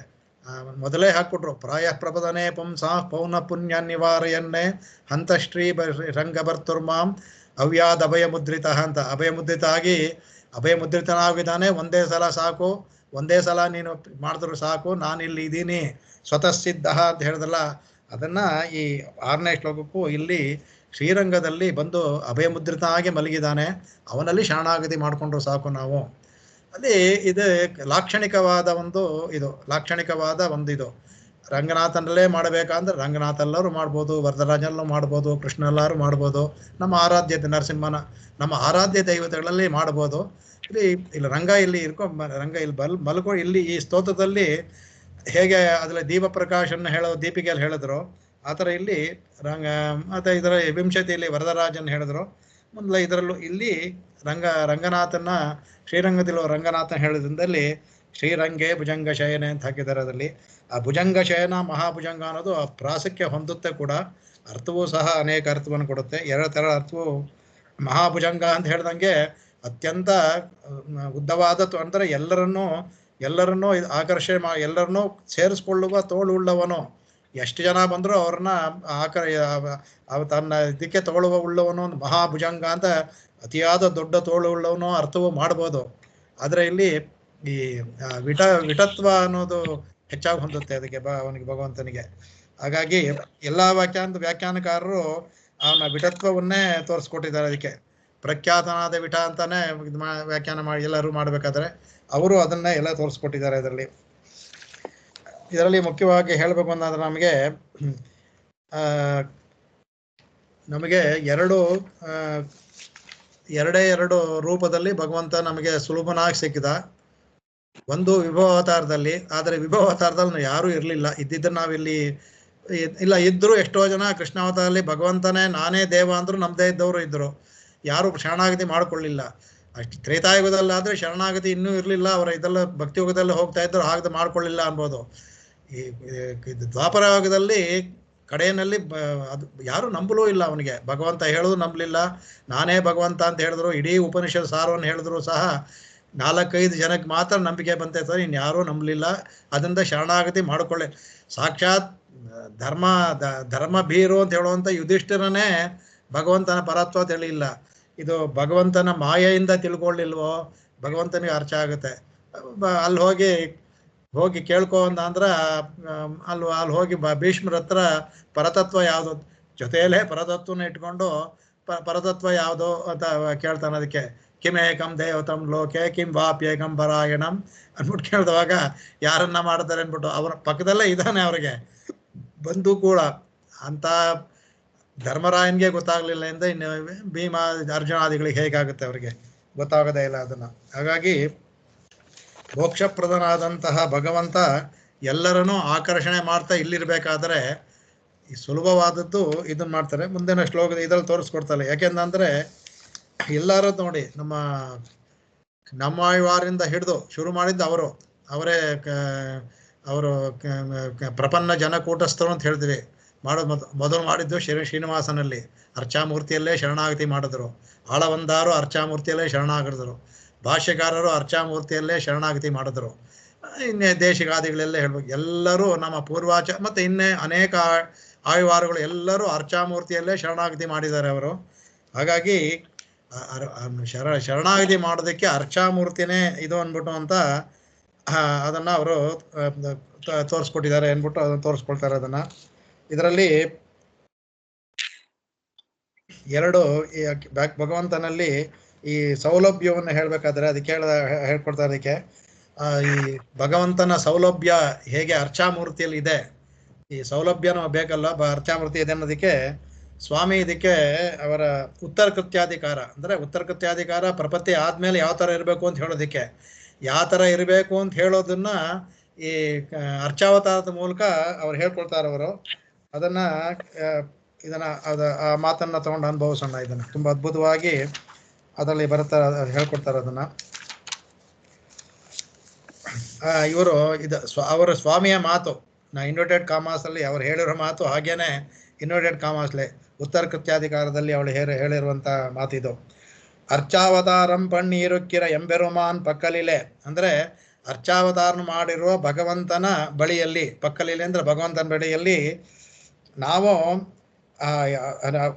ಕಳೆ ಮುಗಿಯೋದದು ಅನುರೂಪವಾದ ವೃತ್ತಿಯೈ ಪಣ್ಣವಂ, ಅವನಿಗೆ ಅನುರೂಪವಾದ ಆ ಭಗವಂತನಿಗೆ ಅನುರೂಪವಾದ ವೃತ್ತಿಯನ್ನ ಮಾಡಿಕೊಂಡು ಉತ್ತರ ಕೃತಿಯಲ್ಲಿ ನಾವಿರಬೇಕು ಅಂತ ಮುಗಿಯೋದದು. ಯಾವ ತರ ಅನ್ನೋದಕ್ಕೆ ಹೇಳ್ತಾರೆ. ಅದಕ್ಕೆ ಪೂರ್ತಿಯಂ ಭಗವಂತ ಸಂಪೂರ್ಣ, ಇಲ್ಲಿ ಪೂರ್ತಿಯಂ ಅನ್ಬೇಕಾದ್ರೆ ಇಲ್ಲಿ ಭಗವಂತ ಸಂಪೂರ್ಣನಾಗಿದ್ದಾನೆ. ಇಲ್ಲಿ ನಾವು ಬರೀ ಒಂದು ವಿಗ್ರಹ ಇಲ್ಲ ಅರ್ಚಾವತಾರ ಒಂದು ಇದು ಅಂತಿಲ್ಲ. ಪರದಲ್ಲಿ ಯಾವ ಭಗವಂತನ ಗುಣಗಳಿದೆಯೋ ಆ ಗುಣಗಳಿಂದ ವಿಶೇಷನಾಗಿ ಕೃಪಾಪೂರ್ಣನಾಗಿ ಕರುಣಾಭರಿತನಾಗಿ ಇಲ್ಲಿ ಪೂರ್ಣನಾಗಿರುವಂತಹ ಭಗವಂತ. ಪೂರ್ಣಮದ ಪೂರ್ಣ ಶ್ರುತಿನೇ ಕೊಂಡಾಡ್ಬಿಡುತ್ತೆ. ಪೂರ್ಣಮದ ಪೂರ್ಣಮಿದ ಪೂರ್ಣಾತ್ ಪೂರ್ಣಮುದಚ್ಯತೆ ಪೂರ್ಣಶ್ಚ ಪೂರ್ಣಮಾದಾಯ ಪೂರ್ಣಮೇವಾವಶಿಷ್ಯತೆ ಅಂತ. ಇದು ಶುಕ್ಲಯಜುರ್ವೇದದ ಶಾಂತಿ ಮಂತ್ರ ಇದೆ. ಹೇಗೆ ಸಹನಾವೌತ ನಮಗೆ ಶಾಂತಿ ಮಂತ್ರವೋ ಪೂರ್ಣಮದ ಪೂರ್ಣವಿದ ಶುಕ್ಲಯಜುರ್ವೇದಕ್ಕೆ ಅದು ಎಲ್ಲವೂ ಪೂರ್ಣ, ಅಲ್ಲಿಯೂ ಪೂರ್ಣ ಇಲ್ಲಿಯೂ ಪೂರ್ಣ. ಆ ಪೂರ್ಣದಿಂದ ಪೂರ್ಣವನ್ನು ತೆಗೆದ್ರೆ 4ರಿಂದ 4 ತೆಗೆದ್ರೆ 0 ತಾನೇ ಉಳಿಯುತ್ತೆ ಅಲ್ವಂತೆ. 4ರಿಂದ 4ಕ್ಕೆ ಉಳಿಯುತ್ತಂತೆ. ಪೂರ್ಣಾತ್ ಪೂರ್ಣ ಪೂರ್ಣದಿಂದ ಪೂರ್ಣ ಆದಾಯ ಪೂರ್ಣವಾಗಿಯೇ ಇರುತ್ತಂತೆ. ಅದು ಅಲ್ವ ಭಗವಂತನ ಹೇಗೆ ಸಾಧ್ಯ ಅಂದ್ರೆ ಭಗವಂತನ ಒಬ್ಬನಲ್ಲಿ ಮಾತ್ರ ಸಾಧ್ಯ. ಜ್ಞಾನಕ್ಕೆ ಹೋಲಿಸ್ಬೋದು ನಾವು ಬೇಕಾದ್ರೆ. ನಾವು ನಮ್ಮ ಜ್ಞಾನವನ್ನು ಇನ್ನೊಬ್ಬರು ಕೊಟ್ಟ ಅಂತ ನಮ್ಮ ಜ್ಞಾನ ಕಡಿಮೆ ಆಗೋದಿಲ್ಲ, ಇನ್ನೊಂದು ಜ್ಞಾನ ಉಂಟಾಗುತ್ತೆ ತವರ ನಮ್ಮ ಜ್ಞಾನ ಹೋಗೋದಿಲ್ಲ. ಪೂರ್ಣವೇ ಆ ಥರ ತಗೊಳ್ಬೋದು ಅಂತ ಪೂರ್ಣಮೇವ ಅಂತ ಭಗವಂತನ ಆ ಥರ ಇಲ್ಲಿ ಪರಿಪೂರ್ಣನಾಗಿರ್ತಾನೆ ಭಗವಂತ. ಪರಿಪೂರ್ಣತ್ವ ಇದೆ ಭಗವಂತನ, ಅದು ಮನಸ್ಸಲ್ಲಿ ಇಟ್ಕೋಬೇಕು. ಆಮೇಲೆ ಭಾವನ ತಮತ್ವತ್ವಯಂ, ಆ ಭಾವನೆ ಇರುತ್ತೆ. ಭಾವನ ತಮತ್ವ ಎಂತು ನಾವು ಭಗವಂತನ ಭಾವನಾ ತಮತ್ವ, ನಾವು ಇಲ್ಲಿರ್ಬೇಕ ಭಾವನೆ ಇದೆಯಲ್ಲ, ಭಗವಂತನೇ ಸಾಕ್ಷಾತ್ ನೇರವಾಗಿ ಮಲ್ಕೊಂಡಿದ್ದಾನೆ.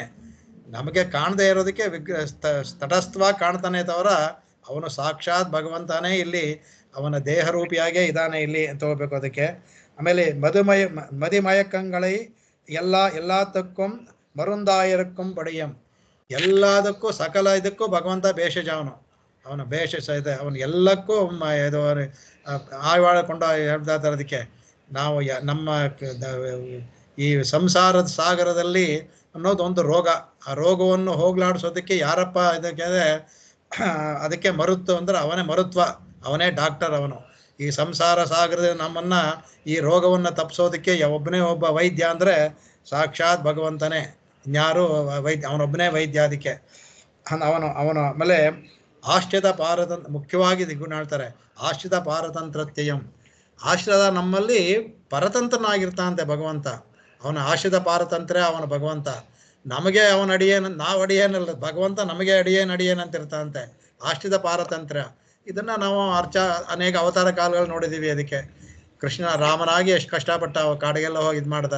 ಕೃಷ್ಣನಾಗಿ ಎಷ್ಟು ಕಷ್ಟಪಟ್ಟ ಅವನು, ಕೃಷ್ಣನಾಗಿ ಓಡ್ದ, ಅವನು ರಥವನ್ನ ಓಡಿಸ್ದ, ಕುದುರೆಯನ್ನ ತೊಳ್ದ, ಅವನು ಏನೇನೆಲ್ಲ ಕೆಲಸ, ದೂತನ ಹೋದ, ಅವನು ಪಟ್ಟಿರ ಅಂದ್ರಿಂದ ಆಶ್ರಿತ ಪಾರತಂತ್ರ್ಯ ಅನ್ನೋದು ಆ ಪಾರತಂತ್ರ. ಆಮೇಲೆ ಇದನ್ನ ಹೇಳ್ತಾರೆ, ಇದೀಗ ಹೇಳ್ತಲ್ಲ ವಿಟ ಭುಜಂಗ ವಿಠ ಅನ್ನೋದಕ್ಕೆ ಆಕರ್ಷಕತ್ವತ್ತಯಂ,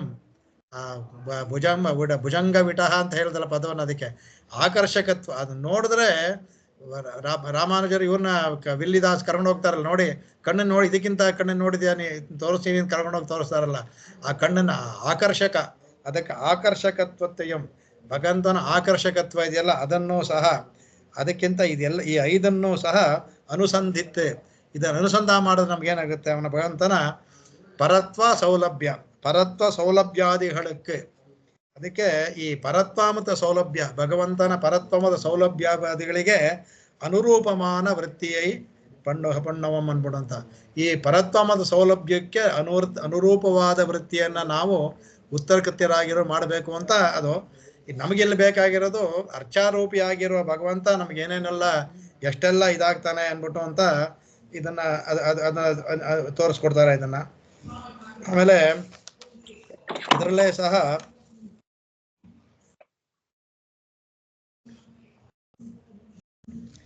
ಇದು ನೋಡಿ, ಪಿಳ್ಳೆ ಲೋಕಾಚಾರ್ಯರು ವಚನಭೂಷಣದಲ್ಲಿ ಹೇಳದಂತ ಮಾತು ಇದು, ಅವರು ಹೇಳಿರೋದು.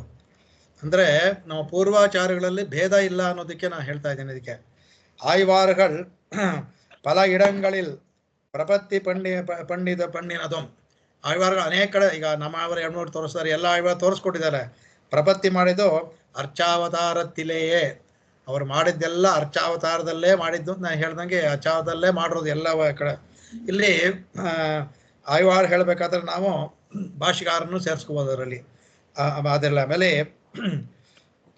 ಅದಕ್ಕೆ ಅವರು ಹೇಳ್ತಾರೆ ಪೂರ್ಣಂ ಎನ್ಘೆಯಾಲೆ ಹೇಳ್ದಲ್ಲ, ಪೂರ್ಣತ್ವಯಂ ಅಂತ ಹೇಳ್ದಲ್ಲ, ಪೂರ್ತಿಯಂ ಅಂತ ಹೇಳ, ಅದರಿಂದ ಪೂರ್ಣಂ ಎನ್ಘೆಯಾಲೆ, ಎಲ್ಲಾ ಗುಣങ്ങളും ಭಗವಂತನಲ್ಲಿ ಪೂರ್ಣನಾದ್ರಿಂದ ಅವತಾರ ಇದರಲ್ಲಿ ಅರ್ಚಾವತಾರದಲ್ಲೂ ಪರಿಪೂರ್ಣನಾಗಿರ್ತಾನೆ ಇರೋದ್ರಿಂದ, ಪರತ್ವದಲ್ಲೂ ಎಲ್ಲಾ ಗುಣಗಳು ಇಲ್ಲಿ ಇರೋದ್ರಿಂದ ಪೂರ್ಣಂ ಎನ್ಘೆಯಾಲೆ ಎಲ್ಲಾ ಗುಣಗಳು.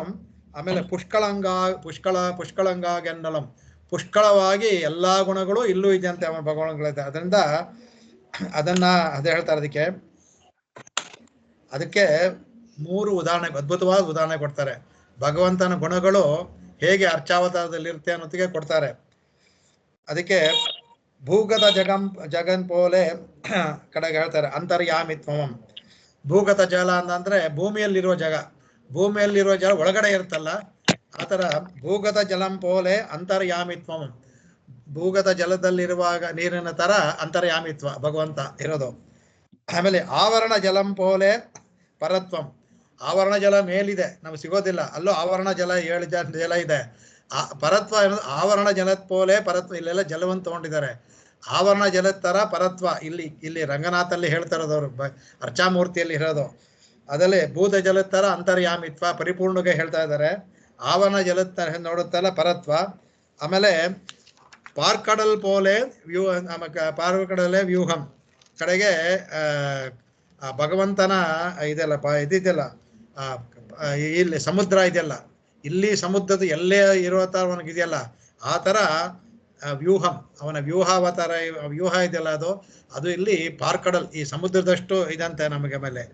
ಆಮೇಲೆ ಪೆರಕ್ಕಾರು ಪೋಲೆ ವಿಭವಂಗಳು, ಈ ನದಿ ಹರಿಯುವ ನದಿ, ಪೆರಕ್ಕಾರು ಅಂದ್ರೆ ಹರಿಯುವ ನದಿ ಇರ್ತಾರ. ಯಾಕೆಂತ ಒಂದು ಅವತಾರ ಬರುತ್ತೆ ಹೋಗ್ತಾ ಇರ್ತಾರೆ. ಅದಕ್ಕೆ ಪೆರಕ್ಕಾರು ಪೋಲೆ ಅವತಾರ ವಿಭವಾತಾರ ರಾಮಕೃಷ್ಣಾದಿಗಳು, ಹರಿಯುವ ನದಿ ತರ ರಾಮಕೃಷ್ಣ ಅವತಾರಗಳು ಎಲ್ಲವನ್ನು ನೀರಿಟ್ಟು ಅದ್ಭುತವಾಗಿ ಹೇಳ್ತಾರೆ. ಅದಿಲೆ ಅಂದ್ರೆ ಆ ತರ ಪೆರಕ್ಕಾರು ನದಿಯ ಅಲ್ಲಲ್ಲಿ ಹರಿಯುವಾಗ ಕೆಲವು ಮಡುಗಳು ಉಂಟಾಗುತ್ತಲ್ಲ, ಅದಿಲೆ ತೇಂಗಿನ ಮಡುಕಳ್ ಪೋಲೆ ಅರ್ಚಾವತಾರಂ. ನದಿ ಹರಿಬೇಕಾದ್ರೆ ಅಲ್ಲಲ್ಲಿ ಹೊಂಡಗಳಾಗಿ ತುಂಬಿಕೊಂಡು ಅಲ್ಲೇ ಹಾಗೆ ಇರುತ್ತಲ್ಲ, ಆ ನೀರು ಹೋಗೋದೇ ಇಲ್ಲ, ಮೇಲ್ಗಡೆ ನೀರು ಹೋಗ್ತಾ ಇರುತ್ತೆ, ಹೊಂಡದ ನೀರು ಹಾಗೆ ಇರುತ್ತಲ್ಲ, ಆ ಹೊಂಡದ ನೀರಿನ ತರ ಅರ್ಚಾವತಾರ ಅಂತಂದ್ರೆ ಅರ್ಥ ಭಗವಂತನ ಎಲ್ಲಾ ಗುಣ ಎಲ್ಲಾ ಇದರಲ್ಲೂ ಇರುತ್ತೆ, ಇದರಲ್ಲೂ ಇದೆ ಅನ್ಬೇಕೆ. ಅದಲ್ಲೇ ಅದ್ರಲ್ಲಿ ಹೇಳ್ತಲ್ಲ, ಅದಿಲ್ ಪ್ರಪತ್ತಿ ಪಣ್ಣಂ ಅಧಿಕಾರಿಗಳು 3 ಅಂತಾರೆ. ಇದರಲ್ಲಿ ಮಾಡಿದಂತ ಅಧಿಕಾರಿಗಳು 3 ಜನ ಅಂದರೆ ಅಧಿಕಾರಿಗಳನ್ನ 3 ವಿಭಾಗ ಮಾಡ್ತಾರೆ. ಯಾವ ಥರ ಅಂತ ಹೇಳ್ತಾರೆ ಅದಕ್ಕೆ.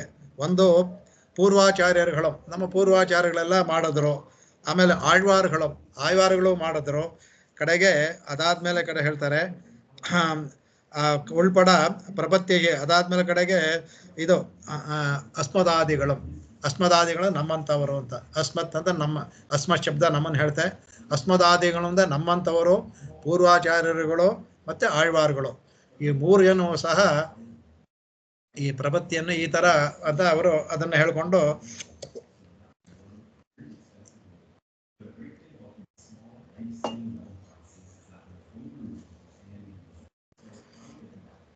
ಇದು ನಮ್ಮ ಸಂಪ್ರದಾಯಮ ಇರುಕ್ಕುಂ ಅಂತ ಮುಗಿಸ್ತಾರೆ. ಅಂದ್ರೆ ಇಲ್ಲಿ ಮುಂದಿನ ಸಂಪ್ರದಾಯ ತೆಗಿತಾರೆ. ನಮ್ಮ ಸಂಪ್ರದಾಯ ಶ್ರೀ ವೈಷ್ಣವ ಸಂಪ್ರದಾಯ ಅನ್ನೋದು ಇದೆ. ಅರ್ಚಾವತಾರಿಯಾದ ಭಗವಂತನಲ್ಲಿ ಶರಣಾಗತಿ ಮಾಡ್ಬೋದು. ನೋಡಿ ಎಲ್ಲಿ ವ್ಯತ್ಯಾಸ ಇದೆ. ಪೂರ್ವಾಚಾರ್ಯರಲ್ಲಿ ಯಾವ ಭೇದವೂ ಇಲ್ಲ, ವ್ಯತ್ಯಾಸ ಆಮೇಲೆ ಹುಟ್ಟುಕೊಂಡದ ಸಂದೇಹಗಳಷ್ಟೇ. ಅದರಿಂದ ಈ ಎಲ್ಲರೂ ಸಹ ಆಚಾರ್ಯರು ಪೂರ್ವಾಚಾರ್ಯರು ಎಲ್ಲರೂ, ಯಾಕಂದ್ರೆ ಎಲ್ಲರೂ ಭಾಷ್ಯಕಾರರ ಇದರಿಂದ ಬಂದಿದ್ದರಿಂದ, ಭಾಷ್ಯಕಾರ ಅನ್ನೋ ನದಿ ನೀರಿಂದ ಬಂದಿದ್ದೆ ಇವರೆಲ್ಲ. ಹಾಗಾಗಿ ವ್ಯತ್ಯಾಸ ಇರೋಕ್ಕೆ ಸಾಧ್ಯವೇ ಇಲ್ಲ ಅದನ್ನು. ಹಾಗಾಗಿ ಶರಣಾಗತಿ ಮಾಡೋದ್ರಲ್ಲಿ ಸೌಲಭ್ಯವನ್ನು ಮೊದಲು ಹೇಳಿದ್ರು. ಆ ಸೌಲಭ್ಯ ಸೌಲಭ್ಯವನ್ನು ಯಾಕೆ ಎಲ್ಲಿ ಹೇಳಿದ್ರು ಅಂದರೆ, ಅರ್ಚಾವತಾರವೇ ಅತ್ಯಂತ ಸೌಲಭ್ಯವಾದದ್ದು ನಮಗೆ. ವಿಭವಾವತಾರದ ಸೌಲಭ್ಯ ಇದ್ದರೂ ಎಲ್ಲರಿಗೂ ಸಿಕ್ಕಲಿಲ್ಲ, ಕೆಲವು ಕಾಲ ಮಾತ್ರ. ಇಲ್ಲಿ ಕಾಲ ನಿಯಮಿತವೇ ಇಲ್ಲ. ಇನ್ನು ಪ್ರಳಯ ಆಗೋವರೆಗೂ ಅರ್ಚಾವತಾರಿಯಾಗಿ ಭಗವಂತ ಇದ್ದೇ ಇರ್ತಾನೆ, ಎಲ್ಲ ಕಡೆಯೂ ಇರ್ತಾನೆ.